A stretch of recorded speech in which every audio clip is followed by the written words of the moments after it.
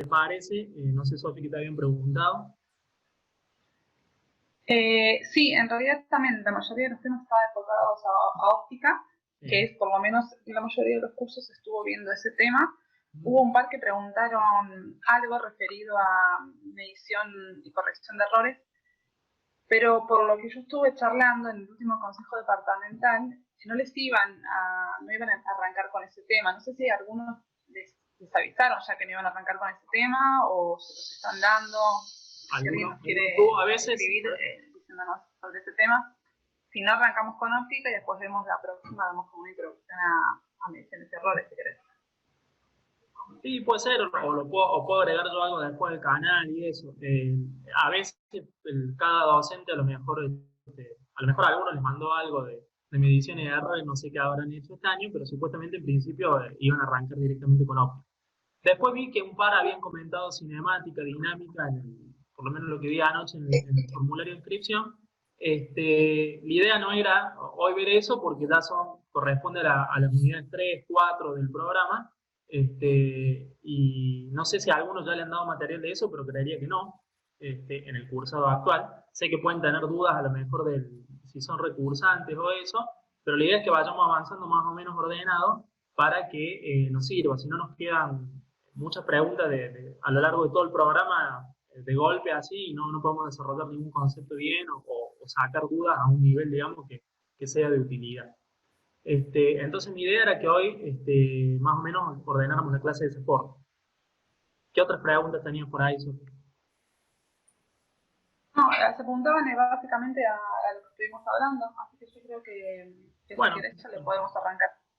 arrancamos y si alguno quiere ver los otros temas, bueno, tengan en cuenta que lo más probable es que la próxima clase que programemos de física ya vayamos avanzando sobre eso, sobre la parte de cinemática por lo menos. Tema de mediciones de errores habría que ver si verdaderamente va a tener utilidad comentarles algo, si no, de última yo puedo agregar grabar algo algún tutorial para subir al canal y agregarlo ahí. Bueno, ya lo habrán visto en la inscripción o eso. Si quieren, esta grabación va a estar ahí después subida a mi canal, como hemos hecho con la de análisis con la de álgebra. Y bueno, lo pueden ver ahí junto con los otros contenidos que voy subiendo. Bueno, esta primera unidad del programa de Física 1 se llama óptica geométrica. Los temas que vemos son óptica geométrica.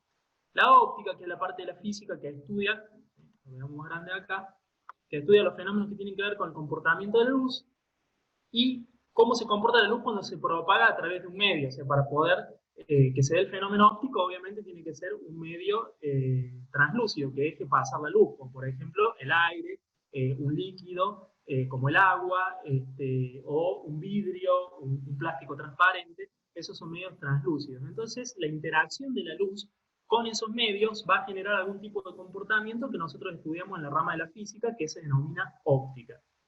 Eso da lugar entonces a instrumentos que funcionan en base a cómo se comporta la luz cuando atraviesa o interacciona con estos materiales, como son las lentes, los espejos, ¿sí? Y combinaciones de estos elementos simples en lo que se llama instrumentos compuestos, como por ejemplo un microscopio, un telescopio, que hacen uso de conjunciones de dos o más lentes y o espejos. ¿Sí? Obviamente en un microscopio, en un telescopio, siempre hay por lo menos una lente, pero hay modelos de telescopio, como por ejemplo el telescopio de Newton, que usa una lente y un espejo. Y también tenemos las disposiciones de espejos planos que forman las prismas, que también nos sirven o sea, como instrumentos ópticos. La óptica la vamos a dividir en tres ramas, básicamente principales. Una se llama óptica geométrica, que es la que desarrollamos y vemos en Física 1.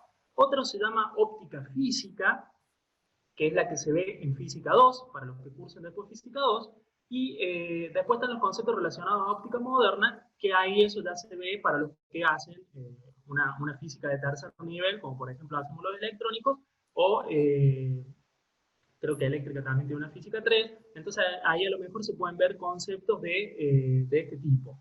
La óptica geométrica viene del hecho de plantear a la óptica desde el punto de vista de que la luz estaba formada por corpúsculos, era un fenómeno corpuscular. Esto fue todo un debate del desarrollo el conocimiento de la física óptica, de si la luz era un corpúsculo, o sea, estaba formada por partículas que iban avanzando y constituían los rayos luminosos, o se trataba de una onda, era un fenómeno ondulatorio. Básicamente Newton defendía el enfoque de corpuscular, y Huygens, que era como su opositor, porque no se daba bien con Newton, defendía el fenómeno ondulatorio. Lo cierto es que había cosas que se explicaban bien, considerando que la luz era un corpúsculo, pero había cosas que no se llegaban a explicar de esa forma, y el considerar que la luz era una onda las explicaba mejor. Bueno, fue todo un debate. Finalmente, con el correr de los años, se fue inclinando hacia el ondulatorio, porque inclusive se desarrollaron modelos ondulatorios que inclusive permitían explicar estos comportamientos, lo que vemos nosotros en Física 1, entonces ya se creía, bueno, bárbaro, la luz es una onda porque podemos explicar todo, al fin y al cabo, considerando que es una onda. El tema es que después, a principios del siglo XX, aparecieron otros problemitas y volvió el enfoque corpuscular. En realidad, lo que se asume hoy en día es que la luz tiene un comportamiento dual. Es las dos cosas al mismo tiempo. Es tanto onda como partícula. Y eso es lo que se describe en los modelos de la física moderna, en la parte de la cuántica, por ejemplo, con lo que es el efecto fotoeléctrico, el efecto Compton, etc. Pero nosotros simplemente vamos a utilizar este modelo simple que se llama, o que se utiliza en la óptica geométrica, que se llama así porque justamente tiene que ver con el hecho de que aparece un modelo muy sencillo, geométrico, que usa la trigonometría, los triángulos, para desarrollar estos conceptos, que es el concepto de rayo luminoso. Nosotros tenemos una fuente luminosa, esa fuente luminosa emite, considerando ya el caso de que es una onda, emite una onda de luz. Estos circulitos que hice acá es como cuando usted tira una piedrita en un recipiente de agua en reposo, como en una palangana, un balde, y ven las ondas de agua, ¿sí? Que son la perturbación del medio por ese objeto que ustedes arrojaron. Bueno, algo así similarmente lo que pasa con la luz. Entonces ese frente de onda, si ustedes se alejan de la fuente puntual, que en este caso sería la lamparita, cuando están muy lejos ya estas circunferencias son cada vez más grandes, entonces cuando estamos muy lejos de la fuente puntual, lo suficientemente distantes, podemos suponer que un pedacito de esta circunferencia es en realidad una superficie plana. Entonces tenemos un frente de onda plano. Si trazamos una semirrecta que se origina en la fuente luminosa y va transversalmente a ese frente de onda plano, tenemos un rayo luminoso. Y con ese concepto, con ese modelo geométrico muy sencillo que es el de rayo luminoso, podemos modelar y analizar los fenómenos de la óptica geométrica, que son básicamente estos dos. Nosotros, nuestro estudio acá de óptica se centra en el estudio de la reflexión y de la refracción. Esos son los dos fenómenos básicamente que vamos a estudiar y que se pueden entender bastante intuitivamente con este modelo del rayo luminoso. La reflexión se condensa en una expresión analítica que es la ley de reflexión. En el caso que se trata de lo que se denomina reflexión especular. ¿Eso qué quiere decir? Que ustedes van a tener una superficie pulida, como un espejo, por ejemplo. ¿A qué le llamamos superficie pulida? Y a aquella que tenga un nivel de rugosidad. Obviamente ustedes el espejo ustedes lo ven plano, pero si lo vamos mirando microscópicamente vamos a ver rugosidades, etc. Pero el nivel de rugosidad que tiene una superficie pulida va a ser más chico que la longitud de onda de la luz. La luz, al ser una onda, ¿sí? Va haciendo una excursión, digamos así, supongamos sinusoidal. Entonces, entre un punto y otro, tenemos, cuando se completa un ciclo, sube, cruza por cero, baja, vuelve a cruzar por cero, la distancia que hay entre esos dos puntos es una longitud de onda. Cuando nosotros tenemos que la longitud de onda es, la superficie pulida tiene una rugosidad menor a esa longitud de onda, que se simboliza con la letra griega lambda, entonces acá la rugosidad es tan chica en la superficie pulida que el rayo directamente viene y rebota de la misma forma en la que incidió. Entonces la ley de reflexión nos dice que el ángulo de incidencia es igual al ángulo con el que se refleja. El ángulo con el que incide el rayo de luz en una superficie pulida es igual al ángulo con el cual sale reflejado el rayo de luz. Y esto tiene que ver con el efecto digamos, como de la mesa de pool, digamos. Yo hago un disparo, pego contra el borde de la mesa y con el mismo ángulo que la bola pegó, sale reflejada, digamos, en una trayectoria hacia el otro lado. Entonces tenemos el rayo incidente, el rayo reflejado y una normal. Y el hecho de que los dos ángulos sean iguales queda expresado analíticamente de esta forma. Eso para el fenómeno de reflexión.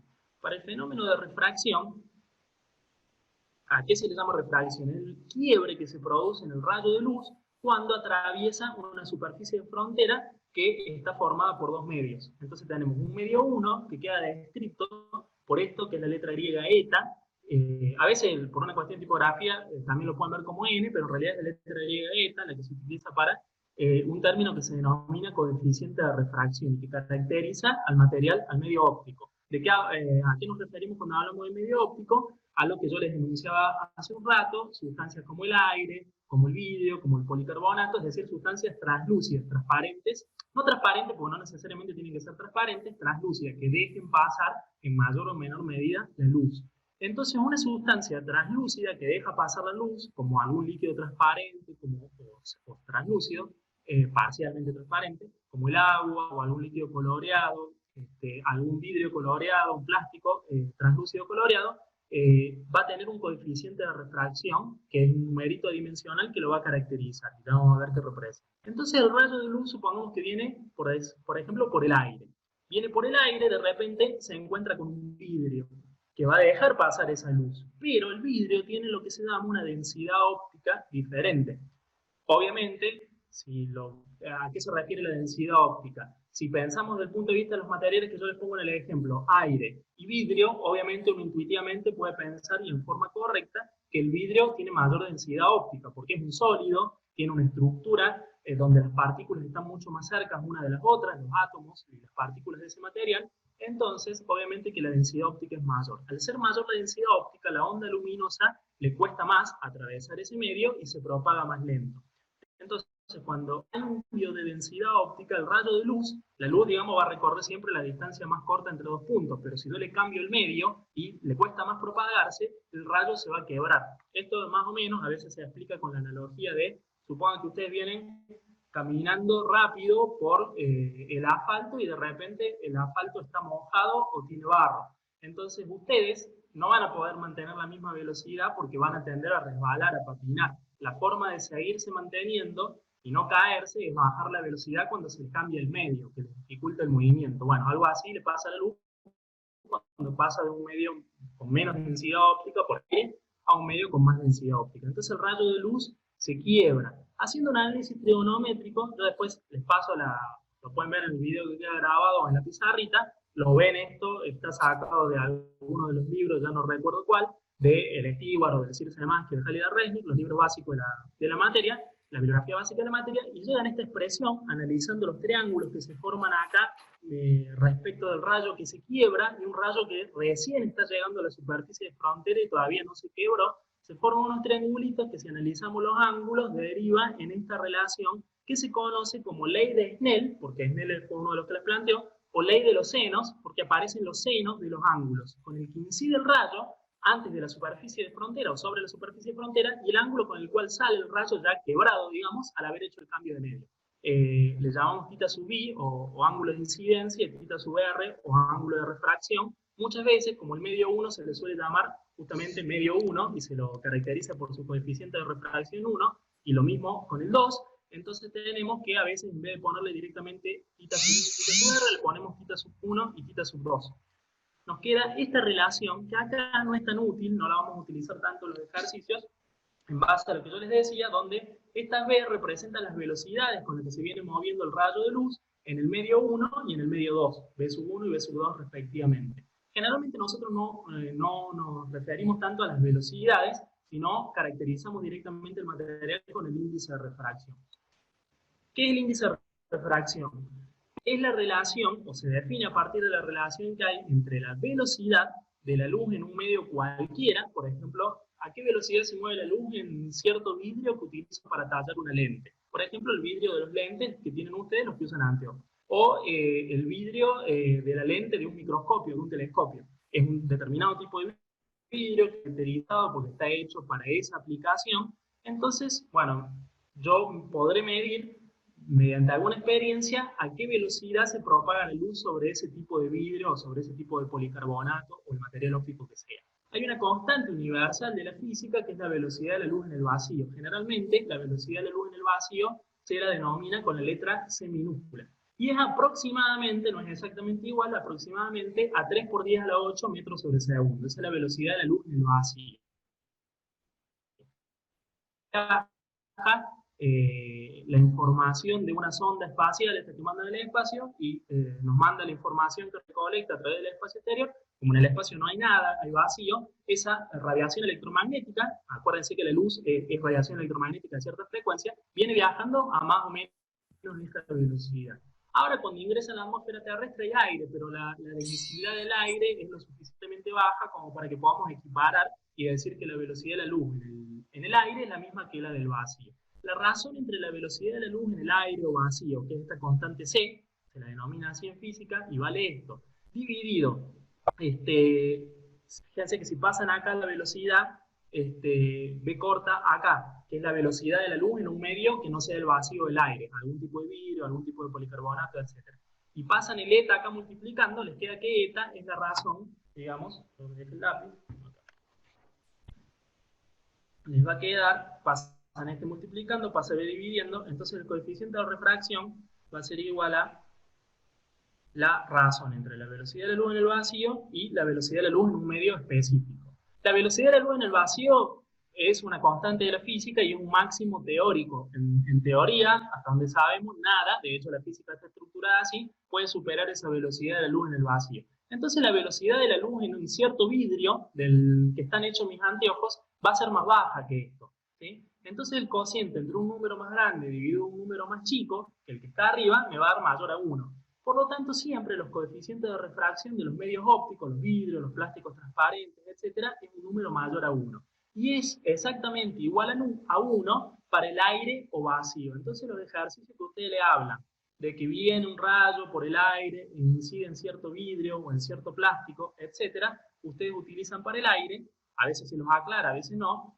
utilizan el valor de eta igual a 1. El coeficiente de refracción para ese medio vale 1. Y para cualquier otro vidrio, policarbonato, material óptico con una densidad óptica mayor que el aire o que el vacío, va a tener un coeficiente de refracción mayor a 1, porque se trata de esta razón.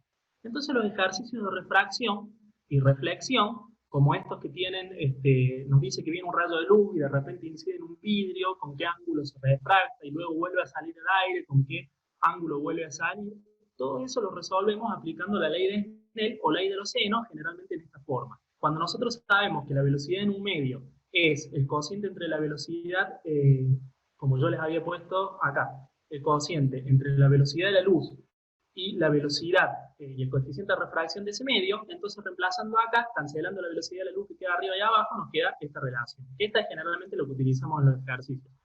El coeficiente de refracción del medio 2 sobre el coeficiente de refracción del medio 1 es igual al seno del ángulo con el que incide el rayo, por ejemplo el que venía desde arriba, sobre el seno del ángulo con el que el rayo atraviesa la superficie de frontera, que se le llama a la superficie que se separa el medio de arriba, por el que venía inicialmente el rayo, sobre el medio de abajo, que es el medio por el cual el rayo continúa su camino ya habiendo quebrado su trayectoria, ¿sí? Entonces los ejercicios de refracción que ustedes tienen por ahí en la guía de trabajos prácticos, que creo que ahí lo que les pasaron en algunos, los que tienen la guía, algunos los que hayan cursado alguna vez, a lo mejor ya la tienen, o algunos la compró en Educo si se la pudieron enviar, pero los profes, según lo que me había mostrado Sofía, algunos les habían mandado unas capturas de la parte óptica, ¿sí? Que tenían que hacer en base al material que les habían enviado.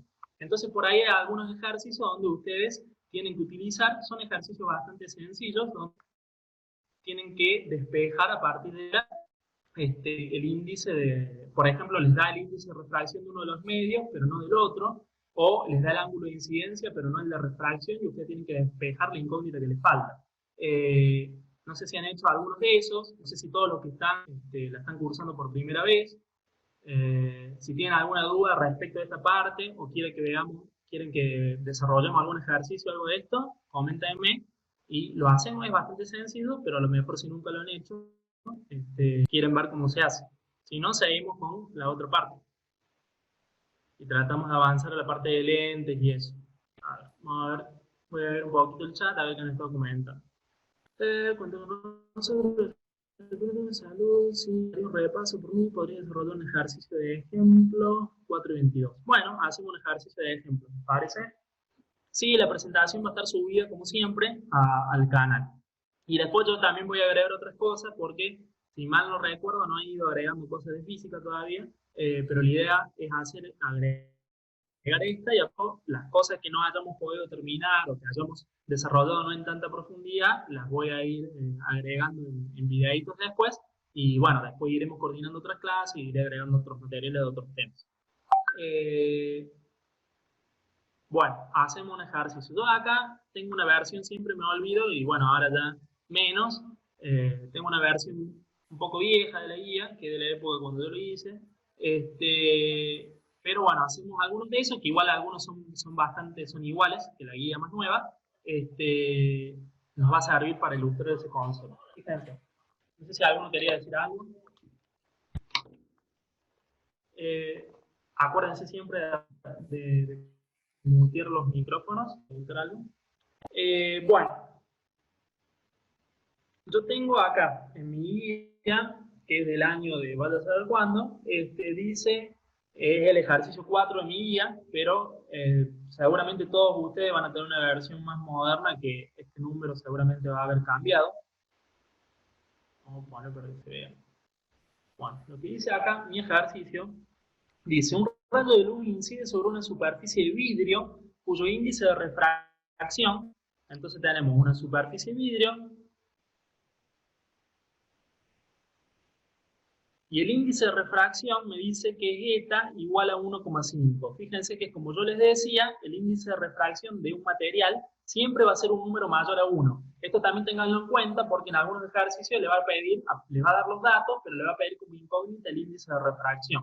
Entonces, si ustedes han hecho las cosas bien y el medio no es aire, que tiene que dar 1, el medio, si es un vidrio, si es un policarbonato, etcétera, siempre tiene que dar un número mayor a 1. Entonces, si usted en el ejercicio le está dando menor a 1, por ejemplo, hay algo que están haciendo mal, ¿sí? El límite, el menor valor posible es 1 para el aire o el vacío. Y de ahí cualquier otro medio que tiene mayor densidad óptica va a tener un coeficiente de refracción mayor a 1. Entonces tenemos una superficie de vidrio con este coeficiente de refracción y nos dice que incide sobre la normal a un ángulo de 50 grados. Nosotros acá siempre tenemos la superficie de frontera, como yo les había puesto ahí en el dibujito. Generalmente la superficie de frontera es la superficie del segundo medio. Nosotros tenemos aire, esto sería la superficie del vidrio. Entonces el rayo de luz viene viajando, va a incidir, obviamente suponemos que la superficie tiene el grado de pulido suficiente, que en un vidrio sabemos que va a ser así, para que el rayo de luz que viene e incide lo haga en una forma plana. ¿Qué quiere decir? Que este rayo que incide acá y el rayo que sale después van a estar en un mismo plano, como el plano de la hoja o de la pizarra en la que yo estoy dibujando, y no se va a correr, porque la forma en la que ya el rayo venga, incida de una forma y salga totalmente en un plano totalmente distinto, eso va a pasar si acá la superficie no es pulida, pero si la superficie no es pulida, no vamos a poder aplicar en forma conveniente las leyes que hemos estado viendo. Como en este caso se trata de un vidrio, no vamos a tener ese drama. El rayo va a venir y va a salir con un ángulo distinto. Nosotros tenemos que averiguar. Acá el ángulo de incidencia, o el θ 1, me dice que es igual a 50 grados. 50 grados, ese es el ángulo con el que incide. ¿Cuál va a ser el ángulo con el que salga el rayo cuando cambia de medio? Es muy sencillo, pero bueno, es como para ilustrar la fórmula que les estaba comentando recién de la ley de Snell. Entonces nos pregunta, determinar las direcciones de los rayos reflejado y refractado. Fíjense que acá hay dos cosas. Primero, me dice que hay una parte que se va a reflejar. ¿Eso qué quiere decir? Que parte del rayo de luz que viene, en realidad se refleja. Fíjense que esto pasa, se miran sobre el vidrio de una ventana, van a ver parcialmente su imagen porque parte de la luz, habrá alguna fuente de luz, del sol, una fuente de luz artificial como una lámpara, etcétera, lo que está iluminando, la luz se refleja en ustedes, esa luz que se refleja en ustedes va hacia el vidrio, pero parte de la luz, el vidrio, parcialmente la refleja y otra parte, obviamente, que directamente lo atraviesa. Cuando tiene un espejo, tiene una superficie plateada que no deja escapar la luz hacia el otro lado, pero si tiene un vidrio simple, parte de la luz se refleja un poco, que sería lo que representa este rayo de aquí, y otra parte atraviesa el vidrio, quebrándose el rayo por el cambio de medio. Esa es la parte que se refracta. Esta que se refleja acá, ¿con qué ángulo va a salir? Nos pregunta el problema. ¿Cuál es el ángulo vamos a marcar acá en naranja, el ángulo este de la parte reflejada. Como reflexión, refracción, luego con R vamos a poner reflejado. El θ reflejado, ¿cuál va a ser? ¿Cuál va a ser ese ángulo según lo que estuvimos viendo? Claro, 50 porque se cumple la ley de reflexión. Si tengo una superficie pulida, lisa, como nadie nos dice en qué estado está el vidrio, pero vamos a asumir que para aplicar estos principios una superficie pulida no es un vidrio, digamos, en bruto, o que está rayado o algo que no pueda reflejar la luz, entonces vamos a tener que se cumple la ley de reflexión. Así que la respuesta a esa parte, el ángulo con el que sale la parte del rayo de luz que se refleja, la que les permitiría a ustedes mirando el vidrio de una ventana ver parte, según cómo esté incidiendo la luz y el ángulo del cual ustedes miren, va a ser...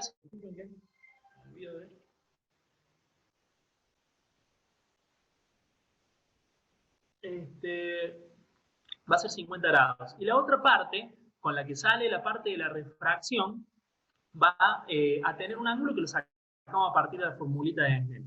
Entonces nosotros tenemos que el coeficiente, acuérdense que generalmente le llamamos 1 y 2 a los medios, y entonces tenemos ¿cómo era la fórmula? Volvamos a la que habíamos visto, de Snell, ¿qué nos debe decir?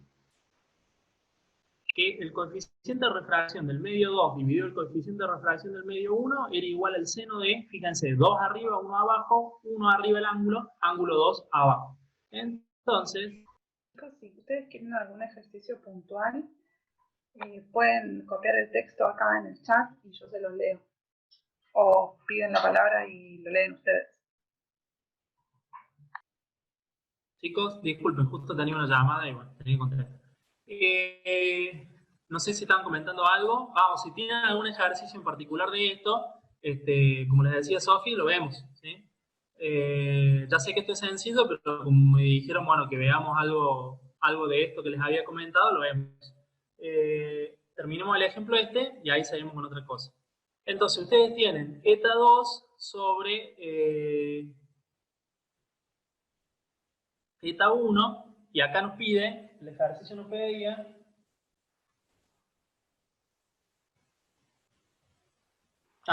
bueno, teníamos el índice de refracción que era 1,5. ¿Sí? Este de acá, que nos habían dado de dato, le vamos a poner eta 2 porque estamos considerando que el eta 1 es el aire, que es el medio inicial por el que viene el rayo luminoso. Entonces nosotros tenemos que eta 2 sobre eta 1, el coeficiente de refracción del vidrio 1,5 sobre el del aire, perdón, 1, es igual a el seno del ángulo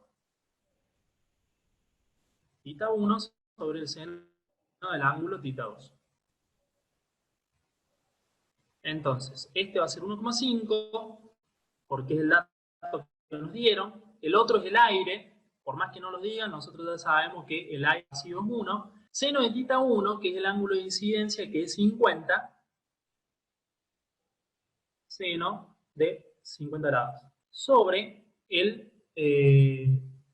¿por qué este es 50? Porque es con el ángulo con el cual incide sobre la normal a la superficie de frontera el rayo que viene desde el aire. Y luego va a salir, cuando se quiebra, hacia el vidrio, o va a ingresar, si lo vemos desde el punto de vista del aire al vidrio, va a ingresar al vidrio con un ángulo desconocido. Ese es el seno de θ 2. Y ese es el ángulo con el que se refracta o se quiebra el rayo de luz al atravesar la frontera aire-vidrio. ¿Sí? Entonces simplemente despejamos de la fórmula de Snell. Emma, ahí los chicos no están viendo lo que... No están viendo. A lo mejor hace mucho. Hace un rato, la última parte, desde que volviste. A lo mejor se dejó compartir. ¿Lo ven ahora? Dibuja algo. ¿Se ve el cursor? Yo no lo veo. No sé si los chicos lo ven alguno. No, no se ve. Bueno, paramos ahí.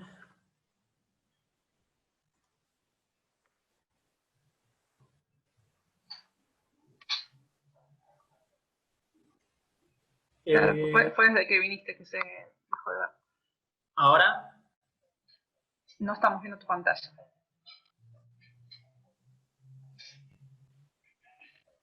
¿Mi video se ve en la cámara? ¿O tampoco? Sí, la cámara sí. Bueno, ahora voy a probar de apagar la cámara.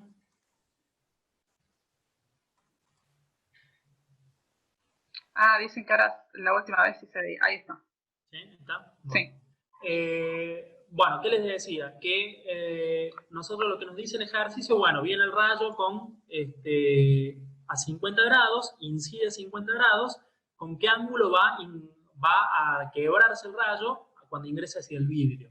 Entonces, aplicamos la ley de los senos o ley de Snell y tenemos eta 2 sobre eta 1 es el seno de tita 1 sobre el seno de tita 2. Es decir, eta 2, que es 1,5, dividido 1, que es el del aire, es igual al seno con el ángulo con el cual el rayo ingresa a la superficie de frontera viniendo desde el aire, que es 50 grados, dividido el seno del ángulo θ2 con el que va a atravesar el vidrio cuando quiebra la trayectoria. Entonces este de acá que nosotros vamos a despejar, que es el que nos pide el problema. Este angulito de acá es el que tenemos que despejar. Entonces, ¿qué hacemos? Obviamente 1,5 dividido 1 es 1,5, pasamos acá el seno multiplicando y nos va a quedar.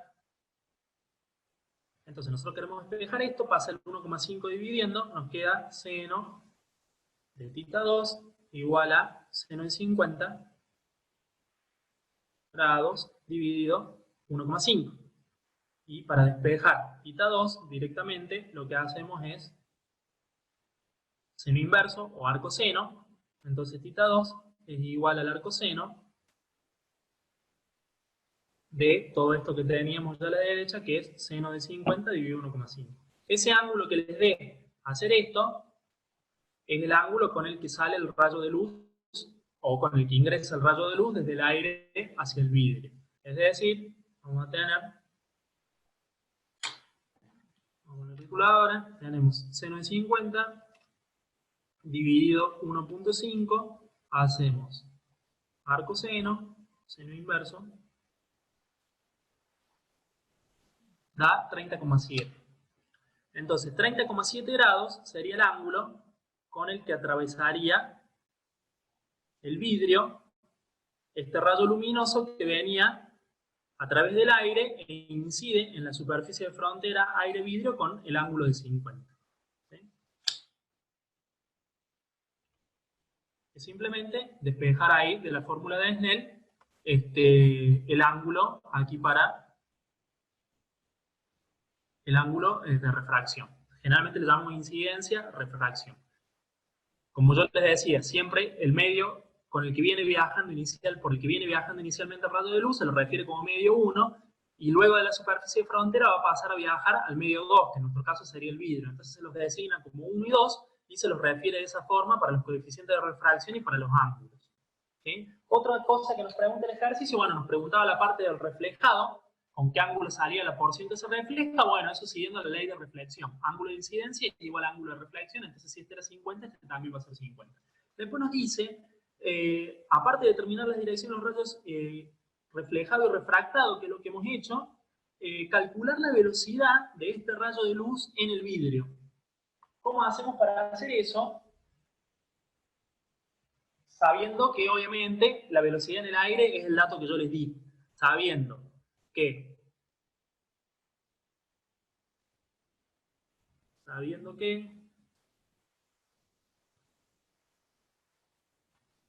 C es igual a 3 por 10 a la 8 metros sobre segundo, la velocidad de la luz en el vacío, que acuérdense que se simboliza con la C, entonces queremos saber cuánto es la velocidad V en el medio S, que no es aire ni vacío, sino que es un vidrio caracterizado por un coeficiente de refracción de 1,5.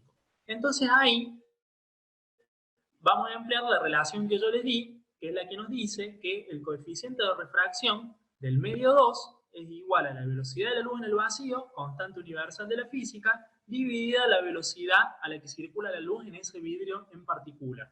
Por definición de índice de refracción. Índice de refracción eta es el cociente entre la velocidad de la luz en el vacío dividido la velocidad de la luz en este medio específico. Entonces yo quiero saber esto, quiero saber esta V2.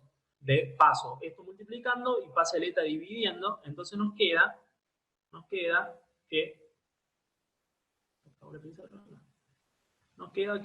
V2 es igual a, pasa este multiplicando acá, entonces eta pasa dividiendo, a la velocidad de la luz C sobre el coeficiente de refracción que nos dieron de dato. Es decir, son dos datos, uno explícito, nos dieron el coeficiente de refracción, y este, bueno, si bien se los menciona, a veces no se los va a decir, pero ustedes es algo que ya tienen que ir incorporando. Esto es 1,5. El coeficiente de refracción, como es una razón de velocidades, es adimensional. ¿En qué se mide la velocidad? Metros sobre segundo. Ya sea tanto para la luz en el vacío como para la luz en cualquier medio. Entonces un cociente entre dos velocidades, se cancelan las unidades y nos queda un número dimensional. Entonces este 1,5 no tiene unidad. Si hacemos esta división, nos da que la velocidad en este medio 2 del rayo luminoso, cuando está atravesando el vidrio, es de 3 por 10 a la 8 dividido 1,5 nos da 200.000.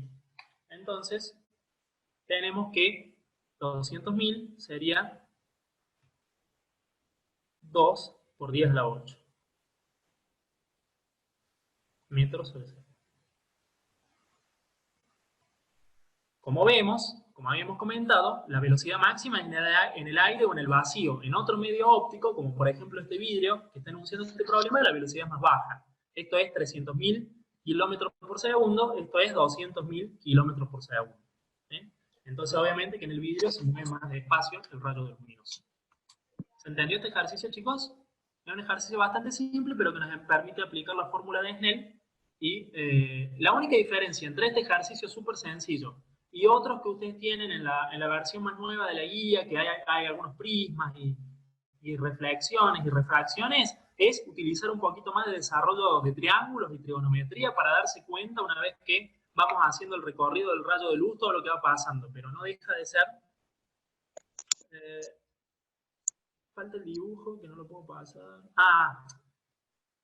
Este es un ejercicio que habían puesto. El haz luminoso mostró la figura, incide sobre la superficie 2 con el ángulo crítico. Bueno, ángulo crítico, ahí les explico de qué se trata eso, como para que tengan una idea. Ya sé cuál es el que vos me decís, pero hoy no me acuerdo del dibujo, entonces si no podemos hacer el dibujo, yo no lo tengo a esa versión de la guía. Bueno, me dicen... ahí encontré yo el dibujo, te lo paso por WhatsApp. ¿Te parece? Bueno, ahí vemos. Fíjense que el tema ¿qué va a pasar con el tema de la refracción? Como yo les había puesto acá, la refracción, esta es la deducción de la ley de Snell que estuvimos usando recién en este ejemplito. Hay dos como aplicaciones inmediatas de interés. No sé si alguien deja el micrófono abierto.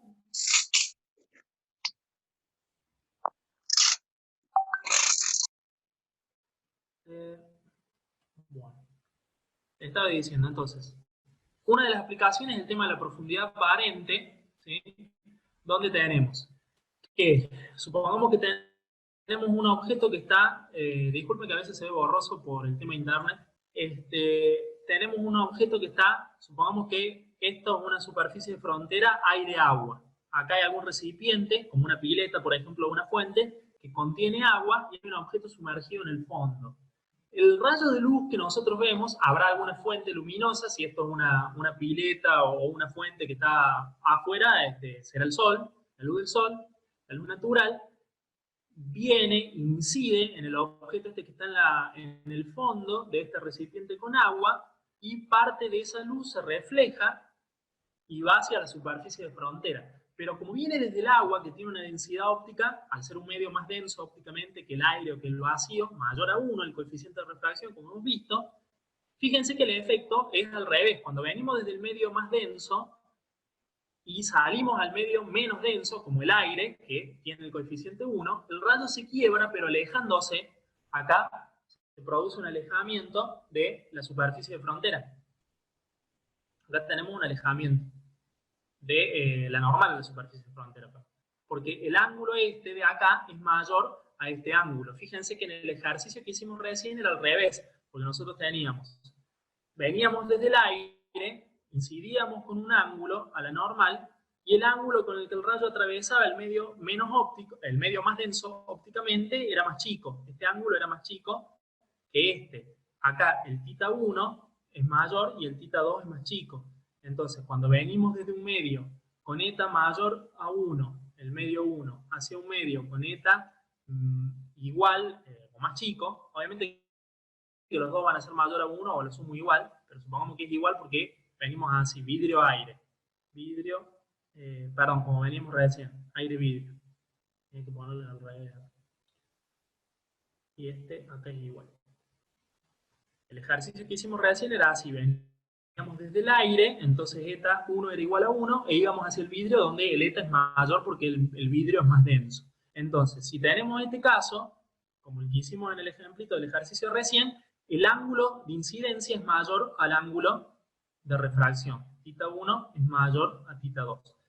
Cuando es al revés, la situación esta que yo les digo acá, que vemos el objeto que está sumergido en el recipiente con agua, el rayo de luz sale desde el agua, el medio más denso, y se va hacia el aire, el medio menos denso. Entonces es como si viniéramos por acá y saliésemos al aire. Ven que tiende a separarse de la normal el rayo, que es lo que pasa acá. Entonces lo que ve el ojo, que hace la proyección de este rayo, es ver esto acá. ¿Sí? Ve el camino más corto, entonces le da la sensación que el objeto ese que está en el fondo está mucho más arriba o mucho más cerca de la superficie. Y esto ustedes lo podrán haber experimentado si alguna vez se tiraron a una pileta o a un río o algo creyendo que era menos hondo de lo que en realidad es, ¿sí? Porque se produce este efecto. Entonces el efecto de profundidad aparente es una de, por decirlo de alguna forma, las aplicaciones de lo que estuvimos viendo de refracción. Y hay algunos ejercicios que por ahí plantean eso. ¿Por qué les comentaba esto en función de lo que preguntaron de ese ejercicio? Porque fíjense que es proporcional. Yo tengo este efecto acá, les voy a dibujar acá al costadito, así después le puedo mandar la pizarra esta.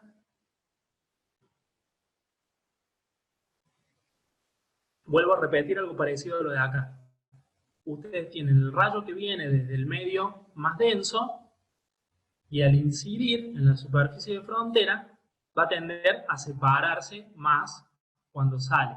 ¿Sí? Lo mismo que pasa acá. Lo mismo que pasa acá para no rayar este dibujo.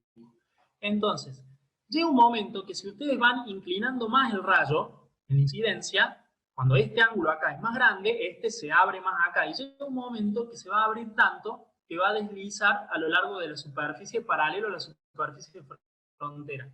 Y va a haber llegado a 90 grados. ¿Sí? Acá. El tita 2, digamos, va a ser 90 grados. Cuando ustedes tienen acá un ángulo tal que la salida sobre el aire es a 90 grados, en realidad el rayo de luz no escapa, sino que queda deslizándose a lo largo de la superficie de unión entre los dos medios. Ese ángulo que ustedes tuvieron que dar acá para que eso pase se llama ángulo crítico o tita crítico. ¿Sí? Todo material que tenga una densidad óptica mayor que el aire o que el vacío, todo vidrio, todo plástico transparente, todo líquido, tiene un ángulo crítico que es el ángulo con el cual, si yo incido desde ese medio a la superficie de frontera con un medio menos denso, como por ejemplo el aire, cuando incido con el ángulo crítico, el rayo no va a escapar, sino que va a quedar sobre la superficie. Y este efecto se utiliza mucho, por ejemplo, en las piletas, cuando se le hace esa iluminación ornamental de decoración para que, supongamos ustedes la usan en la noche, entonces parece que el agua está coloreada en la superficie, porque las fuentes luminosas que están al costado en la pileta están apuntando con un ángulo por lo menos igual al ángulo crítico. ¿Sí? Entonces la luz esa no escapa del agua, sino que queda coloreando el agua. ¿Sí? Ese es el efecto del ángulo crítico. ¿Y qué pasa si ustedes incrementan un poquito más ese ángulo? Lo incremento un poco más y esto va a seguir bajando. Entonces, cuando ya logramos eso, se produce un fenómeno que se llama reflexión interna total. ¿Sí? Es lo que les había anotado más abajo, pero creo, no me acuerdo si lo llegué a dibujar, creo que no. Se llama reflexión interna total. Eso es extender este concepto de la profundidad aparente hasta el ángulo crítico, donde se desliza en la superficie, seguir aumentando el ángulo por encima del ángulo crítico, y entonces ya el rayo va a volver, digamos, ya no solo que no va a escapar, no va a salir hacia el aire, digamos, sino que va a quedar dentro del propio medio, va a estar reflejándose dentro del medio. Ese efecto de la reflexión interna total, ¿en dónde se utiliza? Principalmente en las fibras ópticas, ¿sí? Ya sea para uso de comunicaciones o para uso medicinal o para uso de otro tipo, cuando se hacen los endoscopios, por ejemplo, que utilizan los médicos, cuando tienen que, por ejemplo, hacer un diagnóstico por imágenes de, por ejemplo, el esófago, se introduce un tubo de vidrio, obviamente de fibra óptica, que son muchos cablecitos de vidrio muy finos, y se incide con un ángulo que supere el ángulo crítico para que cuando llega a la frontera vidrio-aire no escape, sino que se refleje de nuevo adentro, y esto se vuelve a repetir. Entonces el rayo luminoso va haciendo un zigzag y va viajando alrededor en el interior del tubo de vidrio. Ese es el principio de funcionamiento de la fibra óptica. Y ahí se produce la reflexión interna total. Otra aplicación de la reflexión interna total es el ejercicio, lo que pasa en esa situación de ese ejercicio que preguntaron, donde, disculpen que me olvido de ese lápiz, donde ustedes utilizan el hecho de que el ángulo crítico para un vidrio es aproximadamente 45 grados. Independientemente del vidrio, mayor puede andar alrededor de ese valor. ¿Sí? Obviamente que para un vidrio con ciertos componentes en su estructura química va a variar un poco, pero anda aproximadamente ahí. Entonces, si ustedes hacen prismas, que los prismas son agarrar 3 vidrios y armarse como una pirámide, digamos, con esos vidrios, entonces, como el ángulo crítico, si este ángulo acá es 45 grados, como el ángulo crítico del vidrio es aproximadamente 45 grados, generalmente los prismas se hacen así, como una escuadra de 45 grados. Sumatorio de los ángulos internos del triángulo, 180. 45 más 45, supongamos, no está exactamente igual el triángulo que hice, pero supongamos que los ángulos son iguales, 90. Entonces este de acá es un recto, 90 más 90, 180. Y ahí tenemos los 180 grados. Un prisma típico es el que utiliza 3 espejitos o 3 vidrios que se ubican de esta forma, como formando una escuadra de 45 grados, por lo tanto ahí tengo un recto. Cuando un rayo de luz venga e incida, venga así horizontalmente e incida acá, la frontera acá, que es el vidrio ¿cuál va a ser la normal a la superficie frontera? Y como dice la palabra, normal, a 90 grados. Tengo que trazar algo así. Esto está a 90 grados del vidrio. ¿Sí? Como el vidrio está inclinado a 45 grados, si bien mi rayo viene horizontal, al inclinarse la frontera, el ángulo con el que incido es 45. Pero cuando incido con 45, es decir, este ángulo de acá, con el que estoy incidiendo, es 45 grados. Cuando incido con 45 grados, porque va a ser igual al ángulo del prisma. Esas relaciones a veces les cuesta a ustedes verlas en estos ejercicios, pero es un poquito de ablandar, digamos, la mente con el tema de triángulos y visualizar los ángulos, que a veces les cuesta también lo que es descomposición de vectores, sumatorias y esas cosas. Este ángulo es 45, entonces el ángulo con el cual está incidiendo el rayo luminoso en el vidrio es 45, pero como el θ crítico del vidrio típico anda alrededor del 45, entonces estoy en el ángulo crítico, estoy en el ángulo. De hecho, esto se hace con un vidrio que tenga un ángulo un poquito menor de 45, para que cuando yo hago el prisma de 45, entonces el rayo viene horizontal, pero por la orientación del prisma, el rayo está incidiendo en 45, ya estoy por encima del ángulo crítico, y eso va a hacer que el rayo entre en reflexión interna total, y hace así. Cuando pega en la otra cara, es decir, no escapa hacia el aire, sino que queda confinado dentro del prisma. Cuando pega en la otra cara, que es simétrica, vuelve a hacer lo mismo, y voy para allá. Entonces los prismas se utilizan para cambiar la dirección de los rayos de luz. ¿Sí? Porque un rayo que venía así, ahora yo lo mando en el camino de vuelta. Este si tiene ángulo 0, este que va en contra tiene ángulo 180.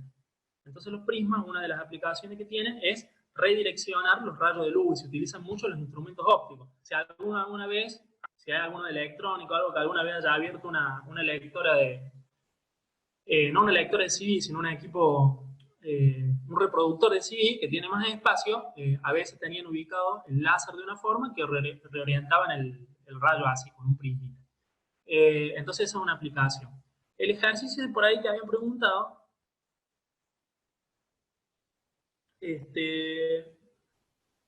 bueno, pero a veces esos ejercicios no son complicados, sino que tienen que llegar a ver esto, llegar a orientarse y ver los ángulos. No sé si han comentado algo ahí en el chat. Usted tiene el bloquecito. Creo que vos tenés ahí la guía, Sofi, lo ves. Incide hacia 50, ¿no? Es el siguiente, es el 13. Ahí, es la guía que te pasé por WhatsApp, me parece. Este de acá. Sí, sí, sí. Sí, lo encontré. Esa que está abajo. Sí, y el enunciado nos decía... A 45 grados. Este es 45. Dale, ayúdame vos con eso. Sí. 45 grados. Acá era 50 esto, ¿no? 50 centímetros. 50 centímetros de altura, sí. ¿Qué más?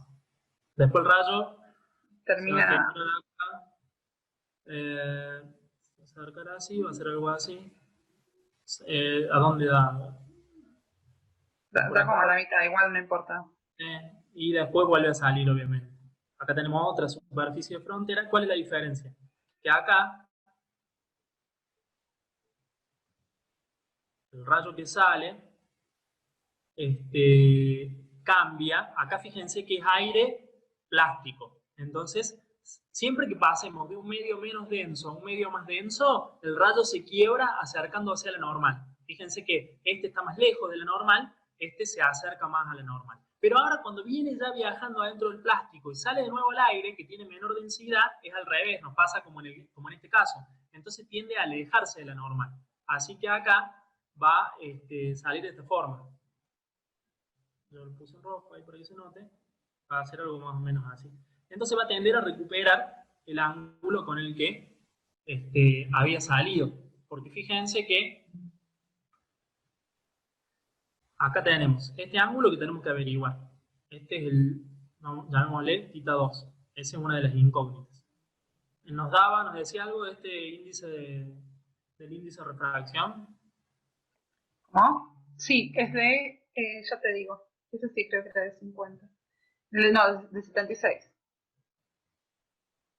A ver, bueno. O sea, ¿cuál es el índice de refracción del plástico? Ah, perdón, pensé que el ángulo, el índice de refracción, no, eso es lo que hay que determinar. A este ángulo te lo da, que es 76. Sí. Bueno, entonces acá, sí tenemos que calcular. Fíjate, en la foto que yo te mandé es el ejercicio de abajo. Fíjate que el que sale... El que está tapado ahí. El aire 1. El del aire es 1. El aire es 1. Y y el ángulo 2, ese es de 76. Y el de plástico es el que hay que averiguar. Bueno, entonces sí vamos a sacar este primero. Nosotros sabemos que le vamos a poner θ 3. O le vamos a poner θ 4 para que tengamos el otro ángulo acá de referencia. Acá tenemos θ 3. θ 4. Bueno, θ 2, ¿cómo lo sacamos? Aplicamos ley de Snell en la frontera esta entre este vidrio, entre el aire y este plástico que tiene un índice de refracción que desconocemos, que es lo que tenemos que averiguar. Entonces vamos a plantear una primera ecuación que sea así. El seno, fíjense que era θ 2 sobre θ 1 es igual a el seno de θ 1 sobre seno de θ 2. Esa era la fórmula de Snell. Nosotros en este caso tenemos el coeficiente de refracción del medio 2 sería el desconocido, que es el del plástico, que nos habla este enunciado, y el del medio 1 es el del aire. Entonces 1 es aire acá. Así que tenemos el desconocido sobre el del aire, que es 1, es igual al seno del ángulo de incidencia, que es 45, dividido el seno del ángulo θ 2, que no lo conocemos. Pero, ¿qué podemos hacer? ¿Qué dato nos da? Este nos dice que es 76, ¿no? No. θ 4 es 76. El ángulo, claro. Disculpen que estar viendo así no es tan fácil. Bueno, entonces nosotros tenemos, a ver, este lado acá de 50, entonces tenemos seno 45 sobre seno de θ 2, que tampoco lo tenemos, pero podemos establecer una relación entre estos. Y este ángulo de acá, vamos a tener que plantear, bueno, seno de θ 2. Perdón.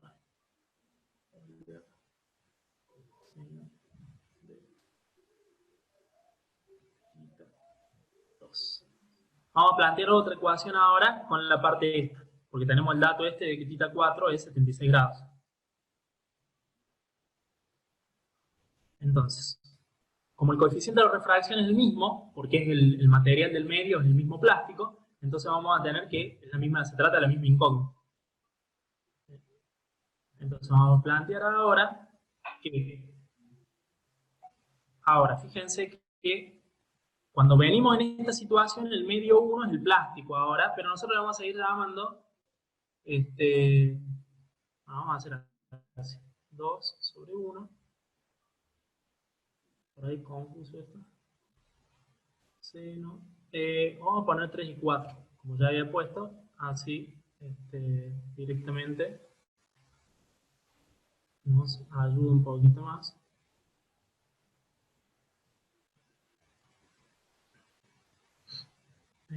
4 sería. Tita 4 sobre tita 3 igual a seno de tita 3 sobre seno de tita 4. Volvemos a plantear la ecuación de Snell, pero ahora para esta superficie frontera, ¿qué ocurre aquí? Entre los ángulos 3 y 4, que ahora venimos primero del plástico y vamos al aire. Entonces, eta 4 sobre eta 3, fíjense que sería igual a eta 2, porque es el plástico.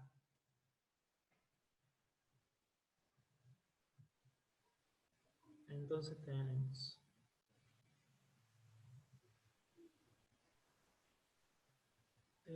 4 es el aire,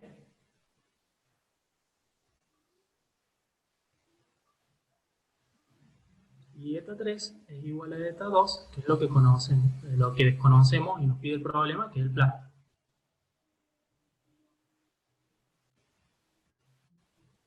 Entonces,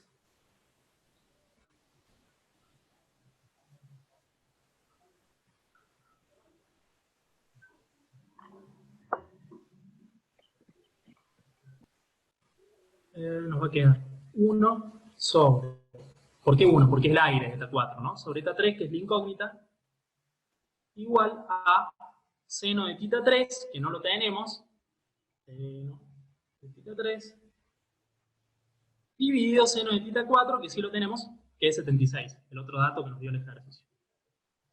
Seno de 76 grados. Entonces, cuando hemos hecho eso, fíjense que eta 3, como es lo mismo que eta 2, directamente los podemos igualar, ¿sí? Y directamente decir que esto es eta 2. La incógnita que tenemos, que es el coeficiente de refracción del plástico, de ese bloque de plástico que está ahí al medio. Entonces, tenemos dos expresiones para la misma incógnita. Eta 2 es igual al seno de 45 sobre el seno de tita 2, y eta 1 sobre eta 3, que es eta 2, 1 sobre eta 2, es el seno de tita 3 que desconocemos sobre el seno de 76. Tenemos dos ecuaciones, ¿sí? Con dos incógnitas, con tres incógnitas que serían los ángulos tita 2 y tita 3, y el eta 2, que es el coeficiente de refracción, o eta 3, que es lo mismo, el coeficiente de refracción de el plástico del bloque cuadrado de plástico. Entonces la vamos a reescribir con eta 2 a las 2, así nos queda directamente, y ahí hacemos una relación trigonométrica entre los dos ángulos. Nos queda, claro, negro,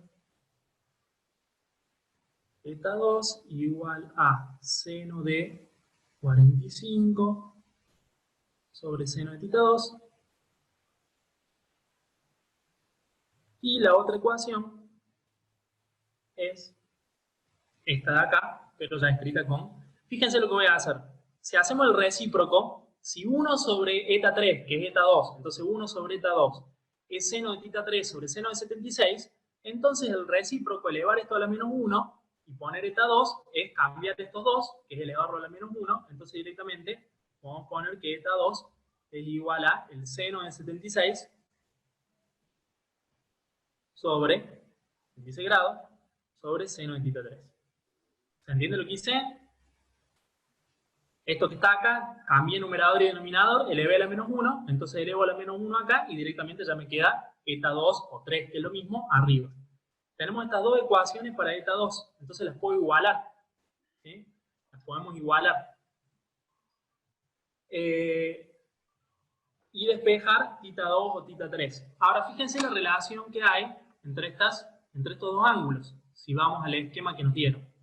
Disculpen que la mitad de las veces me olvido de desenganchar el lápiz. Si vemos el esquema, ¿cuál es la relación entre tita 2 y tita 3? Fíjense que yo podría, vamos a poner un color que se note, el verde, pero vamos a subir el trazo. Si yo trazo la paralela acá, ¿Puede ser que tengan que formar 90 los dos? claro, tienen que formar 90 los dos. ¿Por qué? Porque este es un triángulo rectángulo, entonces tita 2 y tita 3 son ángulos agudos menores a 90 grados de un triángulo rectángulo, entonces son complementarios, suman 90 grados. ¿Sí? Tita 2 más tita 3 son complementarios, es decir, suman 90 grados. Es decir, que tengo una sola incógnita en realidad. Si yo sé tita 2, ya sé tita 3. Por ejemplo, digamos que tita 3 en realidad es, paso es restando al otro lado, es 90 grados menos tita 2. Entonces, si la escribo de esta forma, ya tengo una sola incógnita que es tita 2. Y lo saco de la ecuación anterior. Entonces, tita 3 es 90 grados menos tita 2. ¿Sí? Dándose cuenta de esa parte trigonométrica. Entonces, acá ustedes pueden reescribir las ecuaciones estas. Bueno, esta queda igual. Y esta nos va a quedar seno de 76 grados. Pero ahora ya no vamos a usar tita 3, sino que vamos a utilizar seno de ¿qué? Seno de 90 grados menos tita 2. Entonces ahora,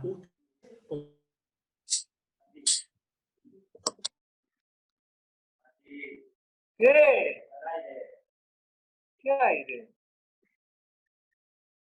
Está prendido el aire. Está prendido. Sonando. Tengo control yo. ¿Verdad? ahora, Ahí está, sí, perfecto. entonces, como decíamos, pasamos ya todo, habiendo analizado la relación entre tita 2 y tita 3, pasamos todo a tita 2. Como sabemos que las dos expresiones para tita 2 son equivalentes, entonces las igualamos y nos queda la única incógnita que es tita 2. Y vamos a despejar. ¿Cómo podemos despejar esto? Bueno, acá nos convendría hacer el análisis de qué es seno de 90 menos un ángulo. Es lo mismo que... Sí, esa era la relación que les quería decir. Que es coseno de tita 2. Sí, sí. Entonces, de esa forma, a ver si 45 sobre seno de tita 2 y después le va a quedar la tangente. Igual a seno de 76 sobre coseno de tita 2. Entonces, si ahora despejan, pasan coseno allá, y le va a quedar coseno de tita 2 sobre seno de tita 2.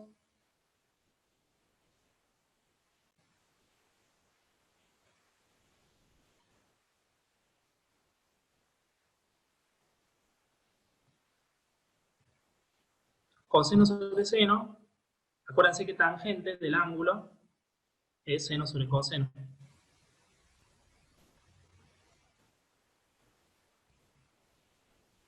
Si tienen al revés coseno sobre seno, esto sería 1 sobre tangente. Entonces lo que pueden hacer para que les quede tangente es elevar todo a la menos 1. Entonces nos va a quedar de este lado seno sobre coseno, y eso ya es tangente, así pueden utilizar la función de la calculadora. Y de este lado les va a quedar seno de 45 sobre seno de 76. Elevé a la menos 1 de un lado y del otro. Entonces acá tienen tangente de tita 2 igual a ese cociente de senos de los ángulos conocidos. Tengo una pregunta. ¿Sí? ¿Por qué con el menos uno cambia el orden? Onda, ¿por qué lo das vuelta? Porque elevas a la menos 1. O sea, acá haces acá. ¿Qué es elevar a la menos 1? Es hacer el recíproco, cambiar numerador por denominador. Ah, claro, ahí está. Elevas a la menos 1 a ambos lados, entonces te queda seno sobre coseno y 45 arriba, 76 abajo. ¿Para qué lo hacemos eso? Para que ya no seno sobre coseno es tangente por definición, por identidad trigonométrica, y podemos despejar tita 2. Tangente a la menos 1 de seno de 45, o sea, sí, ese es el argumento. Seno de 45 sobre seno de 76. Entonces nos queda tangente a la menos 1 o arco tangente en la calculadora. Y con ese valor ya tienen, calculando eso, ya tienen el ángulo θ2. Y con θ2 ya podían sacar el coeficiente de refracción. Entonces eso nos va a dar seno de 45 dividido seno de 76, da 0,72, arco tangente, de eso da 36 grados. Entonces el ángulo θ2 es 36 grados. Como θ2 es 36 grados, pueden sacar θ3, 90 menos 36, que va a ser 53, 54. Entonces, pero no era eso lo que les pedí el problema, sino que calculen el eta2. El eta2, si se fijan, el coeficiente de refracción del plástico, de este bloque de plástico, es seno de 45, por ejemplo, sobre seno de θ2. Entonces, como ya tenemos θ2, reemplazamos acá. Entonces, el eta2 es seno de 45. Eta2 es seno de 45 sobre seno de θ2, que es el que acabamos de calcular, o sea, seno de 36. Y eso les da el coeficiente de refracción del plástico ese que les decía el problema. Fíjense que no deja de ser lo mismo que hicimos antes, obviamente, pero con dos ecuaciones por los datos que tenemos. Seno de 45 dividido seno de 36, y eso da 1,2. Y es lógico que nos dé un número mayor a 1, porque es un medio más densamente óptico que el aire. Entonces nos queda ahí, ese es el coeficiente de refracción de ese problema. Fíjense que planteamos dos veces la ecuación de Snell para cada superficie de frontera.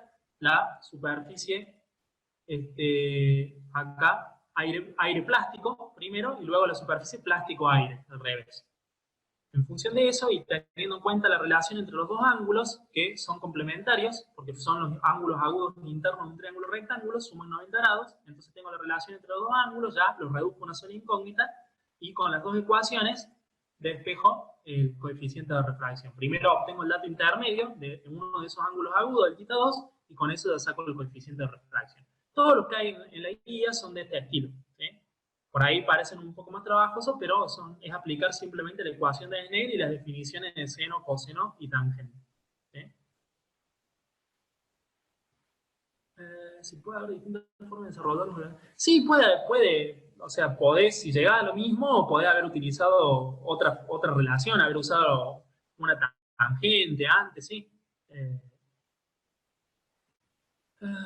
Seno 90, claro, también otra, era la que les había dicho, de usar esa identidad, el seno de la recta.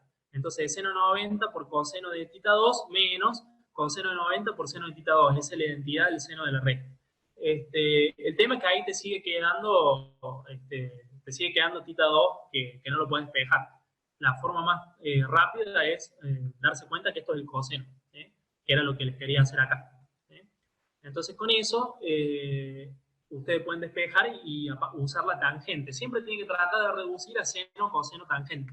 ¿Sí? Los ejercicios, digamos, siempre lo van a poder hacer. A veces lleva un poco de práctica para que ustedes recuerden un poquito más estas relaciones, ¿sí? Pero de eso se trata. Después no tiene otra complejidad el ejercicio y es aplicar la fórmula de Snell.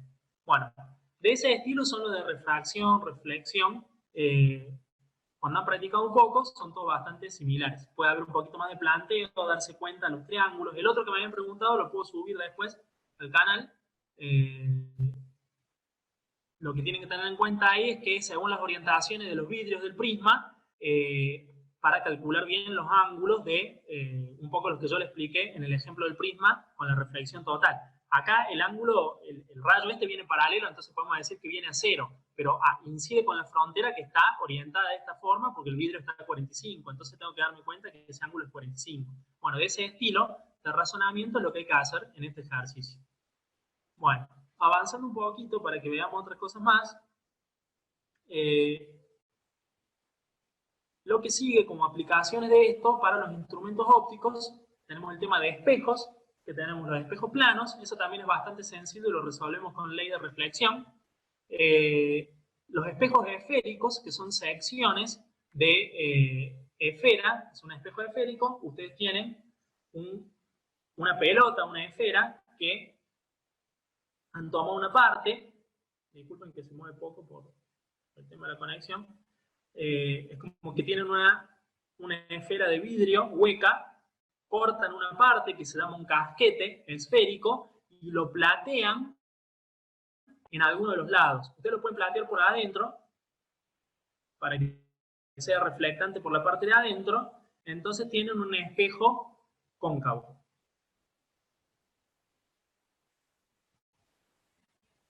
Y si lo platean por la parte de afuera, tienen un espejo convexo. Si hacen algo similar, lo platean por la parte de afuera, tienen un espejo convexo. Entonces, en esos casos de ejemplos de espejos esféricos,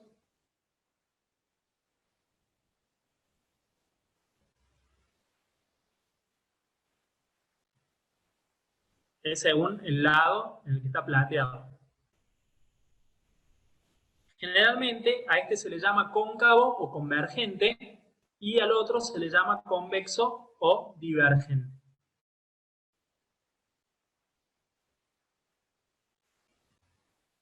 ¿Qué relaciones tienen los espejos esféricos? Siguen una ecuación que es la misma para las lentes esféricas que son las que vamos a ver. Esa ecuación es esta que está aquí abajo, que me relacionan todos los parámetros, los tres parámetros de interés, que son la distancia hacia el objeto, la distancia hacia la imagen y la distancia focal. ¿A qué le vamos a llamar foco? Es un punto donde convergen los rayos que inciden en forma paralela a la superficie del espejo o de la lente.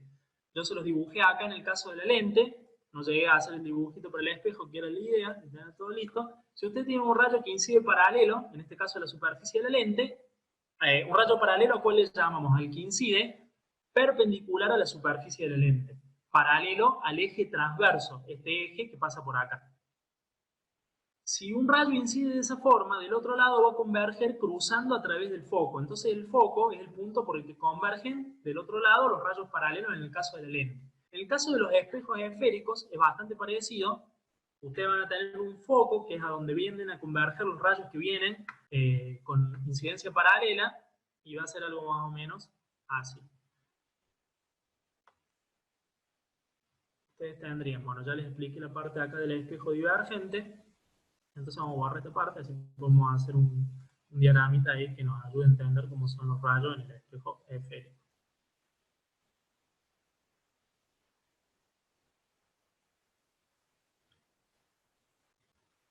Si trazamos una recta para tener el eje de referencia, como les hice en las lentes, entonces vamos a tener algo así.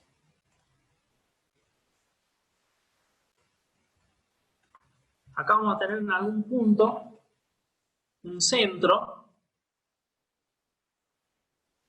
En algún punto vamos a tener un centro que corresponde con el centro de esta esfera. Esta esfera, cuando se la construyó, tiene su centro, a partir del cual todos los puntos están a la misma distancia del radio, que supongamos que esté por aquí. O lo vamos a hacer un poco más, ahí parece bastante cercano, pero bueno, vamos a ponerlo ahí. Ese sería el centro de la esfera. De esta esfera que construye este espejo, este pedazo de casquete esférico. Bueno, a la mitad de la distancia del radio vamos a tener el foco. Entonces, esta distancia, la vamos a marcar con rojo, que está acá, esta distancia que está acá es el radio. A la mitad de esa distancia vamos a tener el punto focal. Entonces, el punto focal, más o menos, estaría por ahí. Obviamente acá, como está dibujado un poco en perspectiva, el espejo, parece que el foco está metido adentro del espejo, pero es por la perspectiva con la que está el dibujo. Cuando nosotros hacemos un dibujo plano para hacer los diagramas de rayos, como yo le hice acá en la lente, ¿qué es lo que hacemos usualmente? Lo que se hace, vamos a borrar esta parte, o vamos a hacerlo más abajo, es algo así. Acá es importante, que ya les digo ahí para el caso de las lentes, que a la hora de dibujar los diagramas de rayos, que les ayuden en el análisis cualitativo de lo que son los espejos y las lentes, que hagan las cosas en escala. Eso es importante. Entonces vamos a dibujar el eje. Vamos a ir a 90 grados.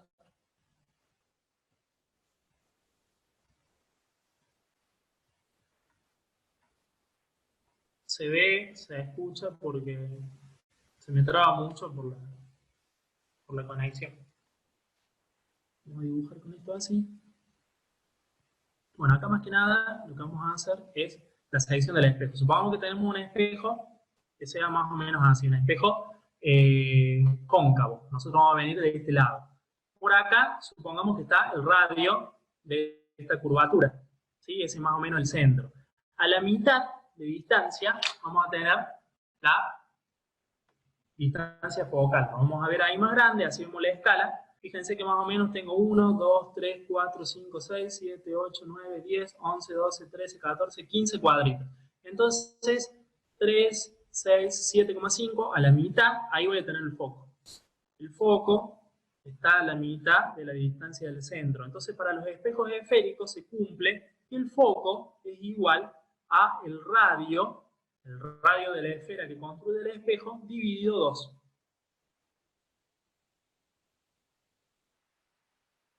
Radio del espejo. Entonces nosotros directamente dividimos por 2 y obtenemos el foco. Fíjense que si ustedes ubican un objeto respecto a un espejo cóncavo que está plateado por la parte de adentro del casquete esférico, va a depender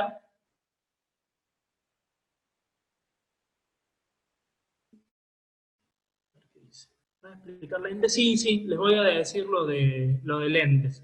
Vamos a ver esto, lo que pasa es que les pongo que está muy relacionada y la fórmula son las. Entonces cuando veamos los detalles ahí, pueden usar casi que indistintamente, con algunos detallitos que se los he anotado para la parte de lentes allá abajo en la pizarra, el tema de espejos y de lentes. Y después yo lo voy a complementar con otros ejercicios para que tengan, ¿sí? Fíjense que hay varias posibilidades de colocar un objeto. Yo tengo básicamente una zona que es la que está comprendida entre el vértice del espejo. Del espejo, que se ve atravesado acá por el eje transversal, tenemos entre el vértice y el foco una distancia. Tenemos entre el foco y el centro otra distancia. Y más allá del centro tenemos otra. Entonces un objeto que yo posiciono frente a un espejo esférico, en este caso lo puedo tener por ejemplo aquí, ¿sí? El objeto está aquí y está más lejos, más alejado del vértice que el propio centro. También puede pasar que yo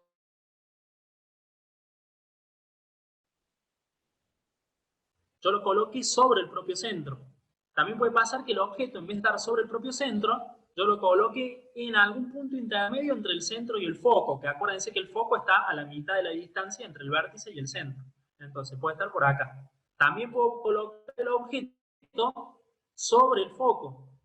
Y lo último que nos quedaría es acercarnos todavía más hacia la superficie del espejo y colocar el objeto entre el foco y el vértice. Todas esas posiciones que yo les fui marcando van a dar diagramas de rayos distintos. Y los diagramas de rayos distintos nos van a dar una idea de la generación cualitativa de imagen que se produce en este espejo. Supongamos que nosotros ubicamos un objeto que sea este, dibuje la velita que es lo que suelen poner en el libro de física, que sea algo más o menos así. Y yo lo ubiqué acá, en este punto intermedio entre el centro y el foco. Cuando ustedes hagan el dibujo, es conveniente que utilicen una escala, ¿sí? Que utilicen una escala para que la mantengan y eso les ayude a hacer un diagrama de rayos, porque muchas veces en la resolución les piden que hagan el diagrama de rayos y que sea conveniente. Entonces, yo voy a borrar esto de acá porque seguramente no va. Es más, se te dejó de escuchar. Ahora quiero hacer este diagramita de rayos, así se lo explico el paso de cómo hacerlo. Y ahora sí. Sí, listo. Bueno. Fíjense lo que les estaba haciendo era trazar el diagrama de rayos. Bueno, fíjense que si hacemos esto, yo ahí trazo un rayo que sale desde la llamita de la vela e va en forma paralela al eje transversal que atraviesa el espejo perpendicular, ¿sí?, a la superficie del espejo. Ese rayo que se llama justamente rayo paralelo, ¿sí?, porque va paralelo al eje transversal, rayo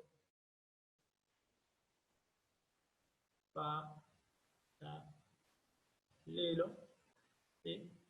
Cuando se refleje, por la propiedad del espejo esférico, va a converger en el foco. Por eso estos espejos, cuando están plateados del lado de adentro, del lado cóncavo, del lado hueco, se llaman espejos convergentes. Parecido a, por ejemplo, lo que pasa, si han visto alguna vez, una óptica como la de un vehículo, que tiene la lamparita, pero tiene toda una cúpula plateada atrás de la lamparita que hace converger el rayo hacia adelante, hacia donde nos interesa que ilumine la óptica. Bueno, acá es parecido. Un espejo esférico se comporta de esa forma parecida. Entonces el rayo que se refleja sale de esta forma atravesando el foco. ¿Sí? El otro rayo que podemos tener es lo que se llama el que hace el comportamiento dual de esto. Fíjense que sale paralelo, se refleja convergiendo en el foco. Ahora podemos tener un rayo que salga atravesando el foco y que, ¿cómo se va a reflejar? Si pasa por el foco, entonces se refleja en forma paralela. Y con la unión de dos rayos, nosotros vamos a poder tener determinada la imagen.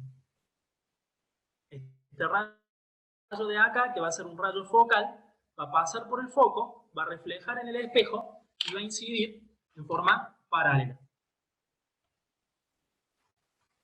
Va a incidir, perdón, por el foco y se va a reflejar en forma paralela, es decir, va a salir así.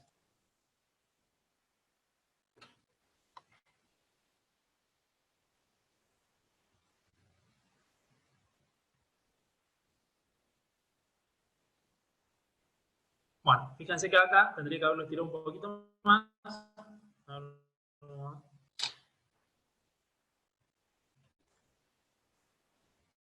Coincidamos ahí.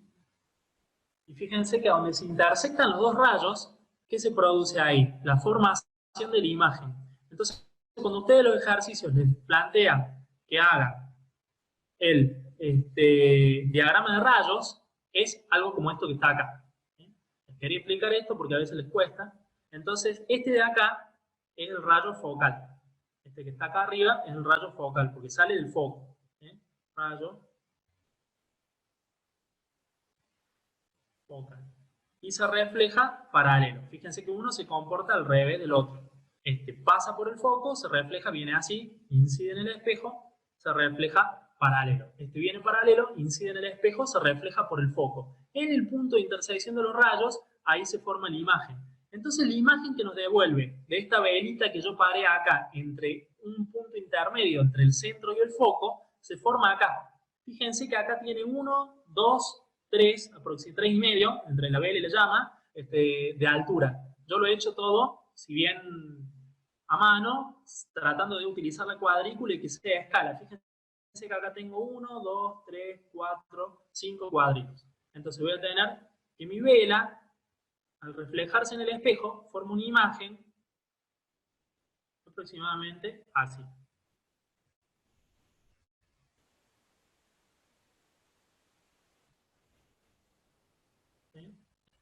Fíjense que la imagen se nota porque dentro de todo he tratado de respetar la escala, que es lo que ustedes tienen que hacer cuando hacen un diagrama de rayos. La imagen está pata para abajo, entonces está pata para arriba o cabeza para abajo. Está invertida. Está magnificada porque es más grande que el objeto. Yo he respetado las escalas dentro de todo. ¿Se ve? Sí, se ve bien. Bueno. Entonces, fíjense que tengo hacia abajo, está magnificada. De rayos, ¿sí? Tiene que quedarles algo parecido a esto de acuerdo a la situación que ustedes les dan. Yo acá les hice un ejemplo que se me fue ocurriendo sobre la marcha, pero fíjense que le podríamos poner números a esto, utilizar las ecuaciones y ver que va a concordar analíticamente con lo que más o menos hemos hecho gráficamente. Y esto es lo que ustedes tienen que hacer cuando resuelven un ejercicio de la guía, del práctico que les hayan dado, por ejemplo, de espejos convergentes, esféricos convergentes. Fíjense que yo acá habíamos dicho que la distancia al vértice era de 15. Entonces nosotros ahora, más o menos, vamos a tomar de un cuadrito, así le ponemos número a este ejemplo, un cuadrito igual a 10 centímetros. ¿Sí? Entonces, el radio, como son 15 cuadritos, van a ser 15 por 10, 150 centímetros. El radio de este espejo esférico es 150 centímetros. Por la relación que el foco es el radio sobre 2, entonces tengo que el foco es 75 centímetros. ¿Sí?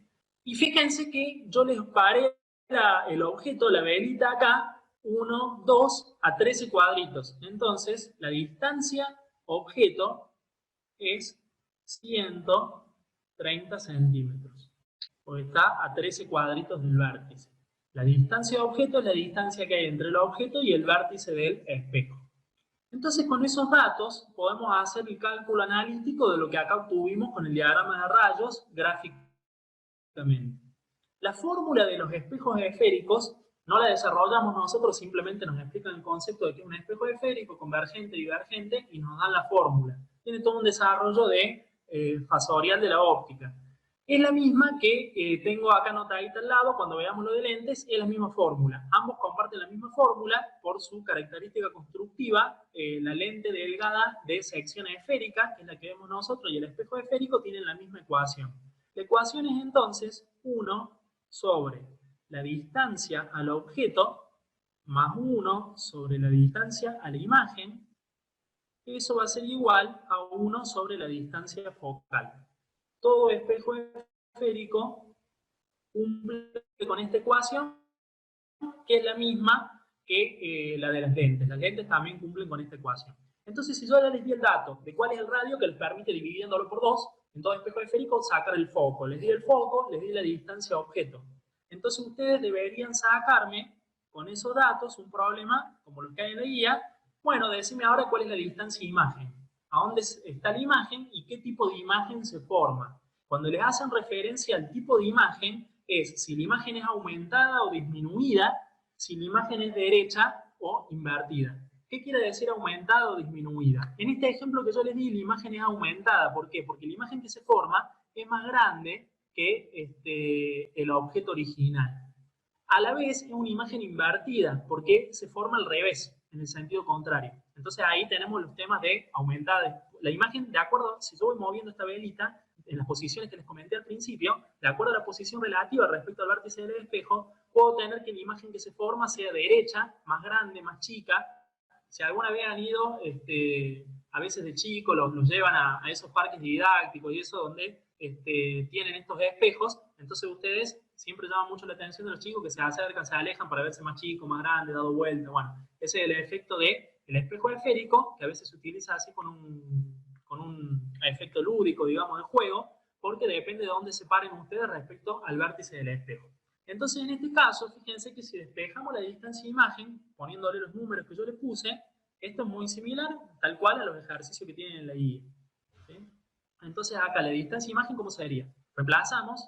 La fórmula, obviamente, que todas las distancias correspondería a ponerlas en metros por el sistema internacional. Ahora, si ustedes trabajan todos los datos, muchas veces en lo de lentes, el metro queda como muy grande, entonces se utilizan las distancias en centímetros. Es muy típico que en los ejercicios se les refieren en centímetros. Si ustedes en toda la forma utilizan centímetros, directamente trabajan todo en centímetros y las incógnitas las obtienen en centímetros, como vamos a hacer en este ejemplo.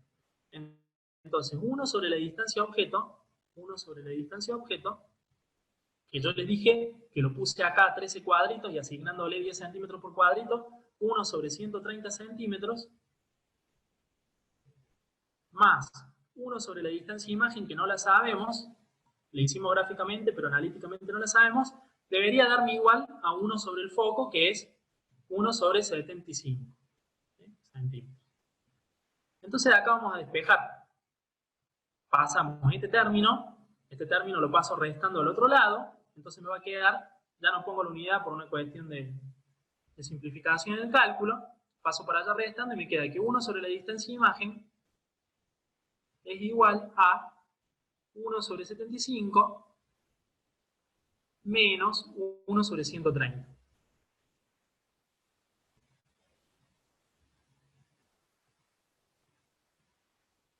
Entonces, nos queda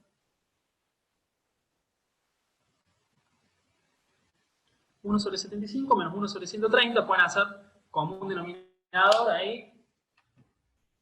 Vamos a la calculadora, 1 sobre 75 menos 1 sobre 130. Sí, sí. 1 dividido 75 menos 1 dividido 130.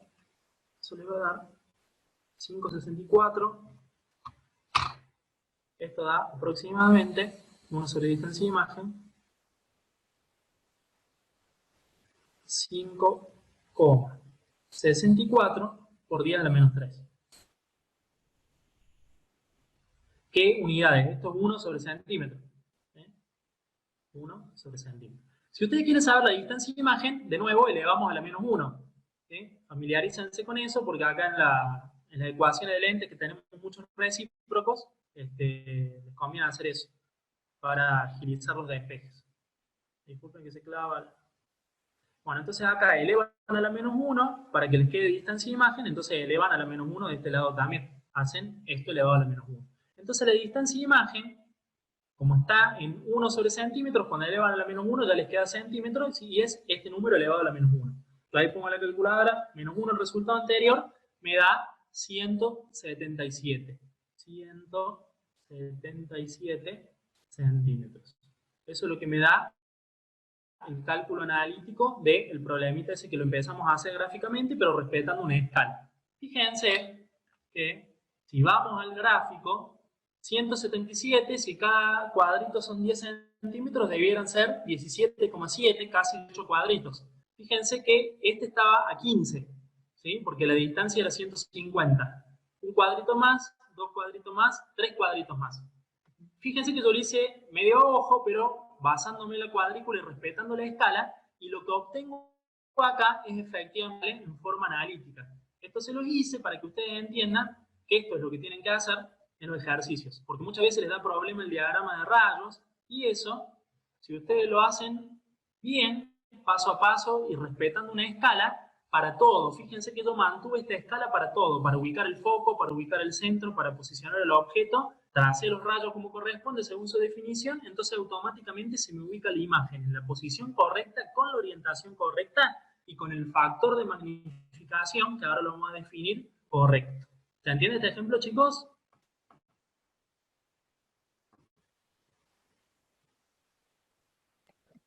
Sí. ¿Sí? Bueno, ahí me habían preguntado si ese despejo, ¿no? Bueno, este ejemplo que le estoy haciendo, ya con eso cambian los números y la situación a dónde ubica la imagen, a dónde ubica el objeto, pero el ejercicio es básicamente el mismo. ¿Sí? El ejercicio es básicamente el mismo que este ejemplo que les estoy dando. ¿Sí? Y esto es algo típico que se lo toman en los parciales y a veces en los finales también de la materia. Entonces, de esta forma hemos sacado la distancia de la imagen. Hay otra razón que también lo utilizamos para las lentes, que se llama que yo se las había notado en el caso de la lente, que es esta.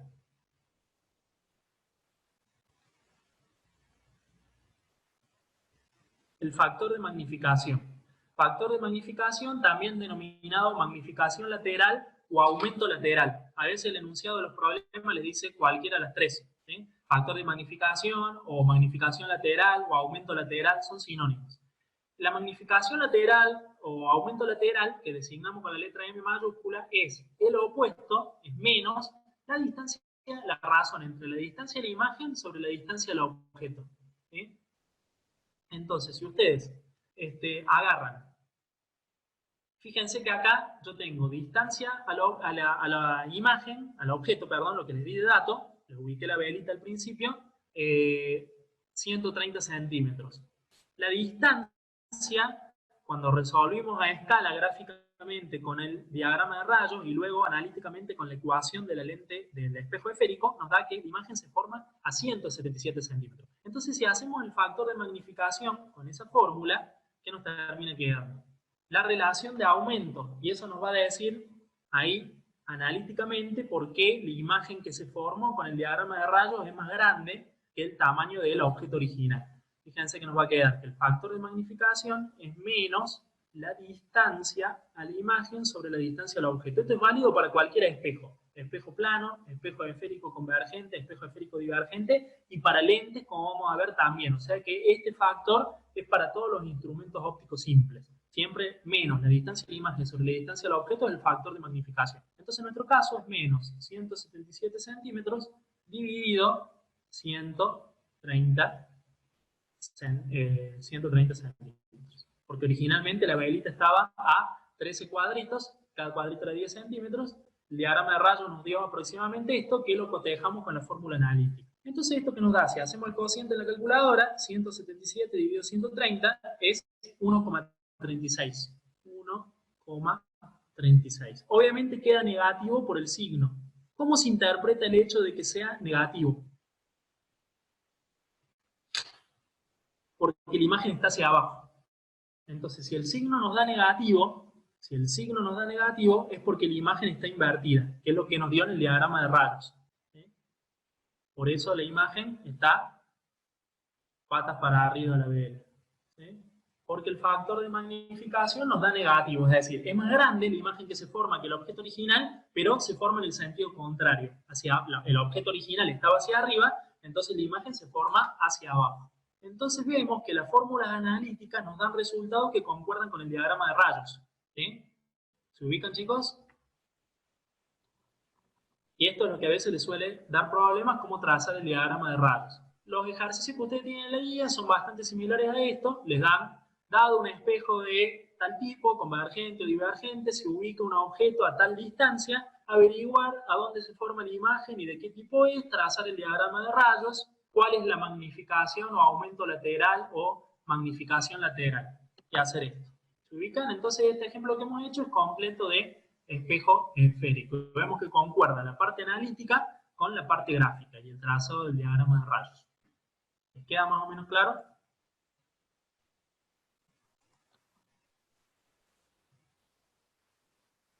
Dice por ahí.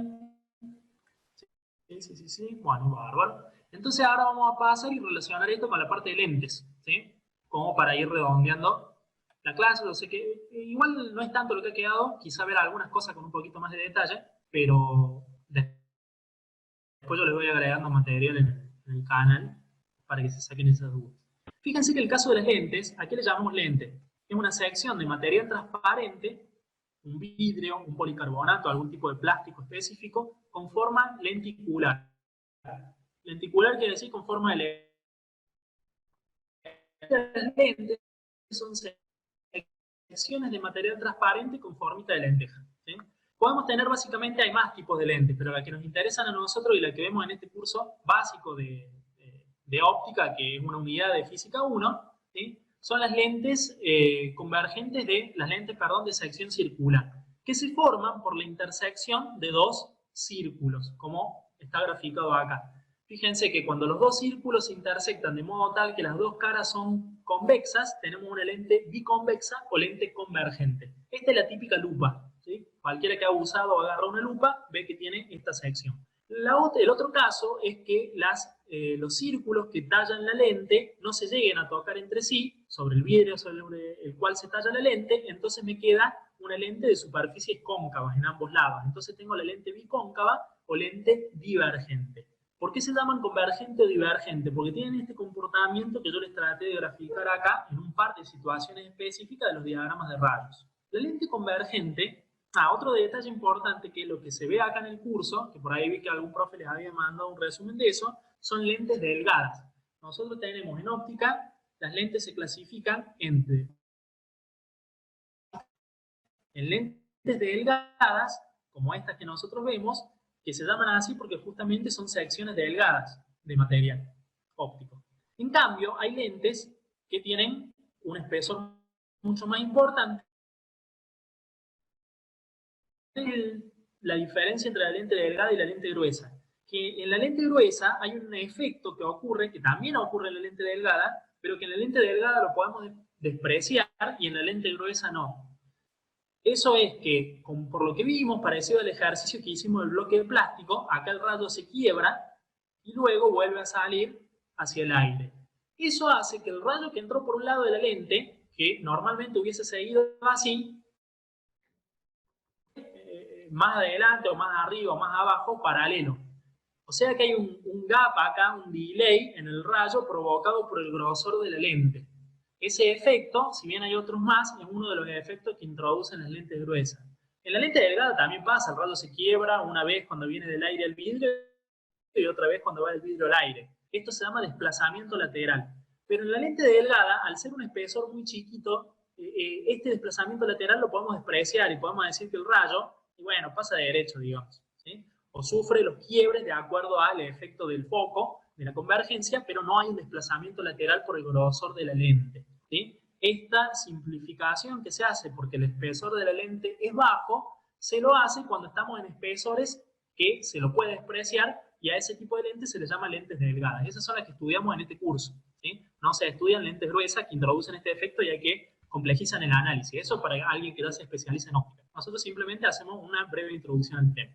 Entonces, las lentes delgadas, cuando se trata de la convergente, fíjense, yo les puse la velita de nuevo, la imagen que se forma, el diagrama de rayo, de distancia objeto, la velita original, distancia imagen, la imagen que se forma por la convergencia que me hacen los rayos en la lente. En una lente común, nosotros ya tenemos dos secciones. Tiene dos caras la lente, a diferencia del espejo, que el espejo es un objeto de una sola cara. La utilidad del espejo es de un solo lado, del lado que refleja. En cambio, la lente tiene dos caras. Entonces es simétrica, puede no ser simétrica. Generalmente los que tienen anteojos, las lentes que tienen ustedes en sus anteojos, no son ni de este tipo ni de este tipo.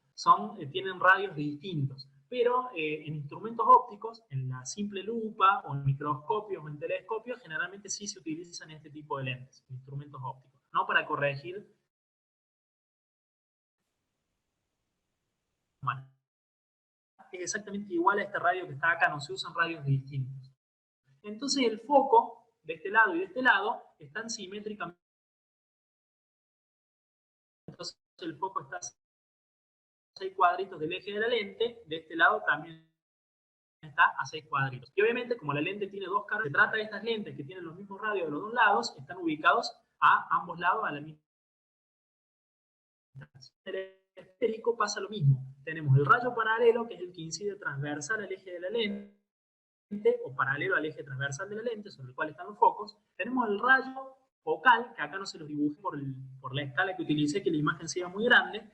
Y también hay un tercer rayo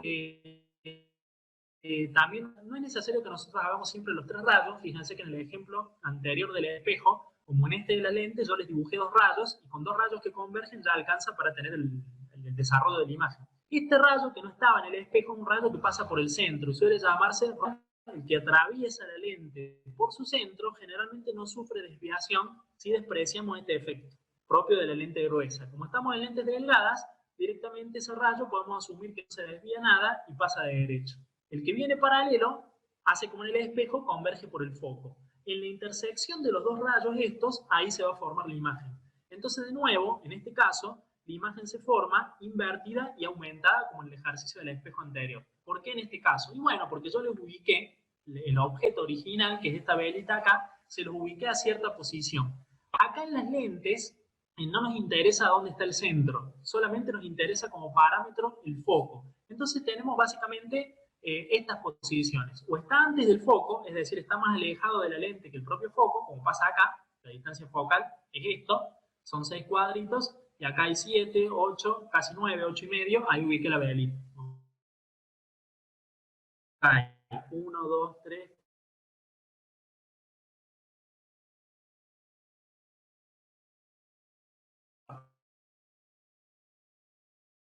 1, 2 y medio, ahí está la velita. A 8 cuadros civiles sobre el foco, ahí tendría un diagrama de rayos distinto y sería distinto el tipo de imagen que se forma y la magnificación. Y la otra sería que lo coloque acá, ya más cerca que el propio foco de la lente. Entonces ahí de nuevo tendría otro tipo de imagen y otro tipo de magnificación. Tenemos menos situaciones respecto al espejo porque no hay otro punto que juegue paramétrico como pasa con el centro en el espejo esférico. Acá solamente está el foco y podemos ubicar los objetos antes del foco, sobre el foco o después del foco. La distancia imagen y distancia objeto siguen teniendo la misma interpretación. Distancia imagen la distancia a la cual se forma la imagen, a donde convergen los rayos que salen de la lente, y distancia objeto es la distancia de la imagen igual a 1 sobre f, o distancia de imagen sobre la distancia objeto, exactamente igual. Las ecuaciones analíticas son lo que va a diferir o que va a introducir en particular el tema de las lentes, es ciertas convenciones para ver cuándo le llamamos una imagen real, cuándo le llamamos virtual. Ahí han comentado algo. Sí, Emma, ¿podrás mostrar un poquito la imagen de abajo si los chicos copian la ecuación?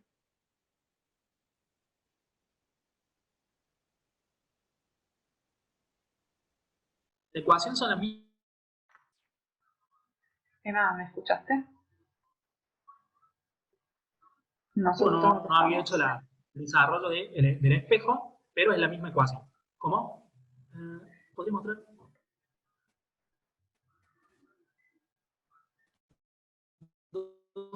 Segundo, lo que dice más abajo. Sí, sí.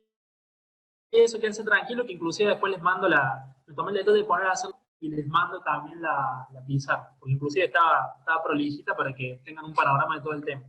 Ecuación de la lente delgada, entonces es la misma que la del espejo esférico, 1 sobre distancia de objeto más 1 sobre distancia de imagen igual a 1 sobre distancia focal, factor de magnificación, esto es válido para todo. El espejo plano que no vimos, es sencillo, después les puedo agregar algo, es lo mismo, lo vimos recién para el espejo esférico, vale también para las lentes esféricas, de la misma forma. Entonces, usted un ejercicio le va a decir, se agarra un objeto que se ubica a tanta cantidad de centímetros de una lente, convergente o divergente, ¿qué tipo de imagen se forma sabiendo que la lente tiene un foco de tanto? Y bueno, la imagen podrá ser derecha, invertida, aumentada, disminuida, virtual o real, según lo que salga del análisis del diagrama de rayos, cualitativamente y cuantitativamente de estas fórmulas analíticas. ¿Cuáles son las convenciones para las lentes delgadas? Estas que están anotaditas acá. Estas las encuentran en los libros de la mano. Nos dice, la distancia focal, el parámetro F, es un valor positivo por convención para lentes convergentes. O sea que la lupita, la típica lente convexa de dos caras simétricas, el foco está ubicado a una distancia positiva. ¿Sí? Si acá F es igual a 20 centímetros, entonces, bueno, lo considero así positivo. Que tenga una distancia focal similar, por convención, el foco pongamos que esté a la misma distancia, el foco yo lo tengo que poner en la fórmula como menos 20. Porque la lente divergente hace un efecto al revés. Acá el rayo que viene paralelo tiende a converger al foco. Por eso se llama lente convergente. El rayo que viene paralelo tiende a converger al foco. En cambio, acá un rayo que viene paralelo hace como si saliese del foco que está ubicado en esta cara. Entonces hace un efecto divergente. Algo que viene así, si yo ilumino con una fuente, pongo una linterna acá. Ilumino con rayos paralelos una cara de la lente divergente, del otro lado hago divergencia. Los rayos salen alejándose entre sí, como saliendo de una fuente puntual, sea de luz. En cambio, esta tiende a concentrarme. Por eso ustedes pueden utilizar una lupa para prender fuego, que es uno de los peligros a veces que no hay que darle lupa a los chicos, porque la ponen al sol, concentran toda la energía del sol en un puntito de pasto seco y empieza la llama. En cambio, la lente divergente hace al revés, separa los rayos, entonces disminuye la densidad de energía por unidad de área, por lo tanto la potencia disminuye y si acá ya no se energía más dispersa, efecto contrario. Por eso las convenciones divergentes es que el foco es negativo, por convención. Ustedes en la fórmula lo tienen que poner negativo. Por más que el enunciado les diga, dada una lente divergente de distancia focal 20 centímetros, si ustedes en la fórmula lo ponen positivo, lo que van a hacer en la fórmula va a estar mal. ¿Sí? Porque si les dice divergente, se asume que la distancia focal es negativa por convención. A lo mejor el enunciado del ejercicio les dice con una distancia focal de menos 20, porque te dice, che, es una lente divergente, entonces la distancia es negativa. Pero a veces se los dan como positivo y ustedes son los que tienen que poner el signo, pues sabiendo la convención de las lentes. ¿Cuáles son las otras? La distancia de la imagen se considera positiva si se trata de una imagen real y negativa si se trata de una imagen virtual. ¿A qué le llamamos imagen real o imagen virtual? Bueno, eso es lo que viene en los siguientes ítems. La imagen se considera real si se forma del lado opuesto de la ubicación del objeto, ¿sí? Y ahí lo vamos a ver con los diagramitas que les dibujé. La imagen se considera virtual si se forma del mismo lado de la lente donde está el objeto. También está el diagrama que les dibujé de la lente divergente. Luego, la magnificación es positiva, esto un poco ya lo vimos con el espejo, para imágenes derechas. Si la imagen que se forma a partir del objeto que yo paré delante de la lente o del espejo está parada en la misma orientación, no se me dio vuelta, bueno, la imagen es positiva. Entonces el factor de magnificación M me va a dar positivo para imágenes derechas. Y negativo, como nos pasó con el ejemplo del espejo, cuando la imagen se da vuelta, que es invertida.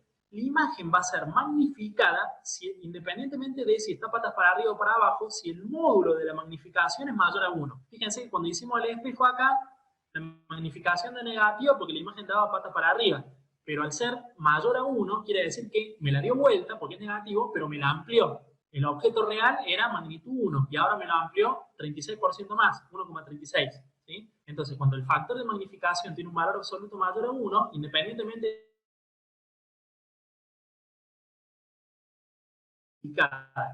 mientras que es disminuida si el factor de magnificación es menor a 1. Según donde paren ustedes el objeto y el foco de la lente del espejo, la imagen se puede hacer más chiquita que el objeto. Entonces ahí, supongamos, van a tener una magnificación que será 0,7, 0,8, 0,9, menor a 1. ¿Sí?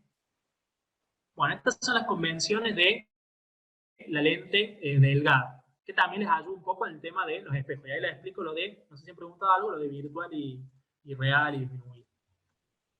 No sé por qué, porque se debería poder ver acá, cuando yo toco así. ¿Preguntaron algo ahí, Sofía? No, solamente hasta qué hora Ya esta terminamos, clase. ya terminamos. Lo que pasa es que para que quede bien cerrada la grabación y para que terminemos haciendo les queda colgado la parte del lente. Lo que quiero que entiendan es esto. Ahí terminamos. Ya sé que por ahí ya están cansados, yo también, y que tienen otras clases. Tienen las clases de la FAC. Pero les muestro el diagramita, así ya ven esto.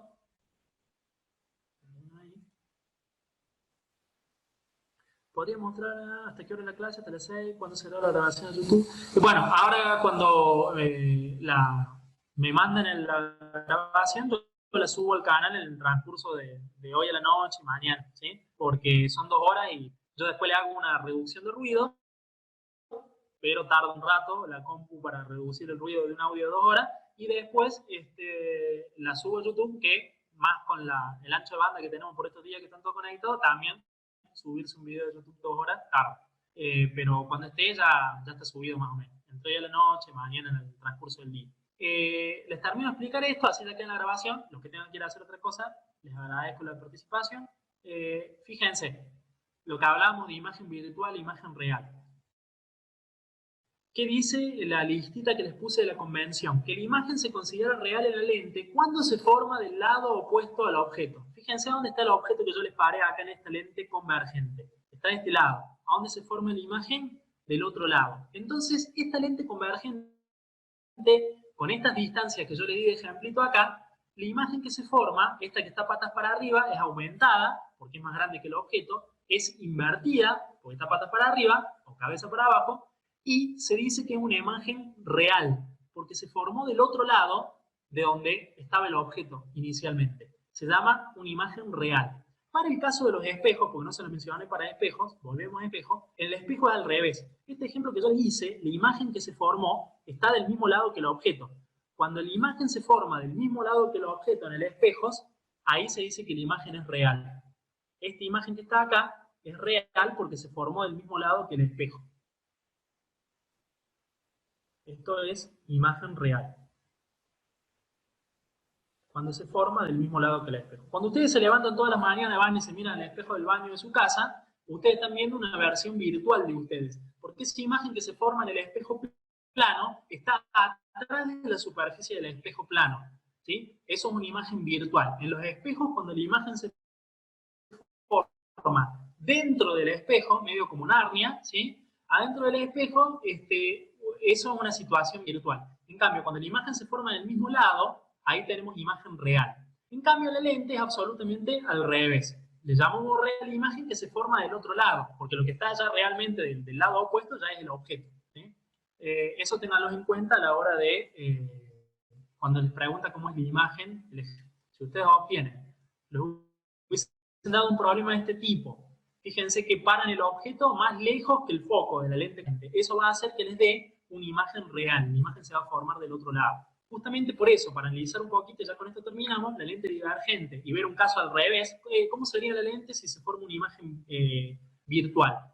Es cuando se forma, como en este diagramita de rayos que tenemos acá, del mismo lado que el objeto. La convención de las lentes nos dice que cuando la imagen se forma, la imagen sería esta velita chica de acá, del mismo lado que el objeto, que este era el objeto original, la imagen esta que se forma es una imagen virtual, por las convenciones que les acabo de comentar. ¿Por qué? Porque este es el objeto real y esto es algo que se está formando por el efecto de la lente.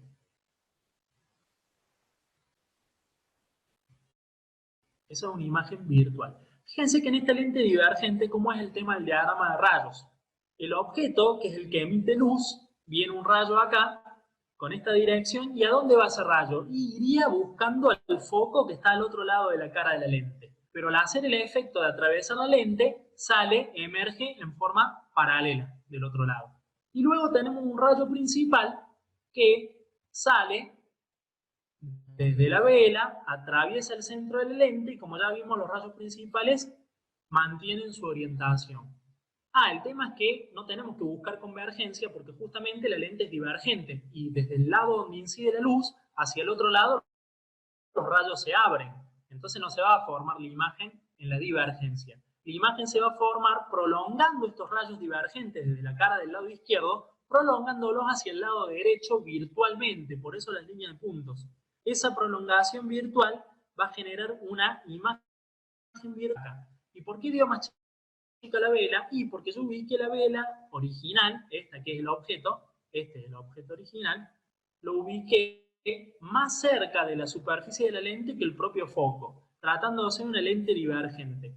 Una lente divergente. Cuando se hace eso con una lente bicóncava o divergente, cuando yo ubico el objeto más cerca de la superficie de la lente que el propio foco, la imagen que se forma es virtual, porque se forma del mismo lado que el objeto está. Entonces con esto les aclaro un poquito que a veces les ha dar duda cómo hacer el diagrama de rayos, que tiene este comportamiento un poco diferente para el caso de la lente divergente, y vemos un caso puntual, por lo menos cualitativamente, de una imagen virtual.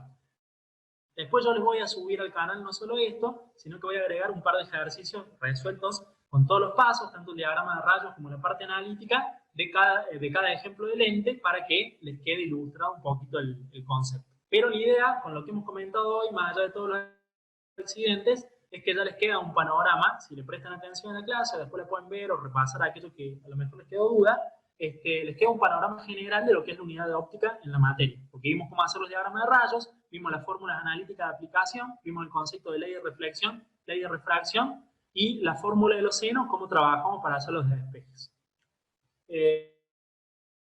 Bueno, con eso estaríamos, digamos, por la clase de hoy. Les pido disculpas por los inconvenientes y desde ya, muchísimas gracias. Bueno, me alegro que les haya servido. La idea era que dentro de todo quedara claro, cosa para que hubiese ido más rápido, por lo menos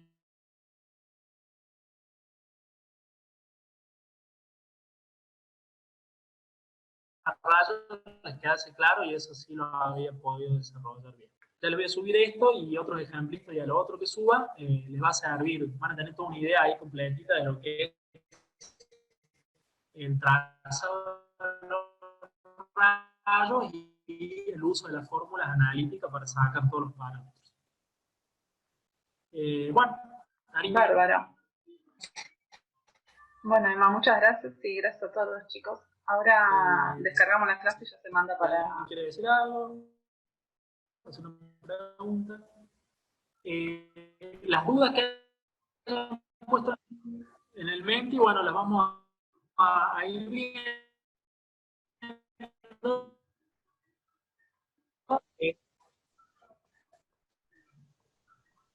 La idea sería ya que la próxima podamos ver a lo mejor cosas de cinemática. Y así vamos tratando de hacer de a una por una, ordenado y podamos. Gracias por todo y nos vemos en la próxima.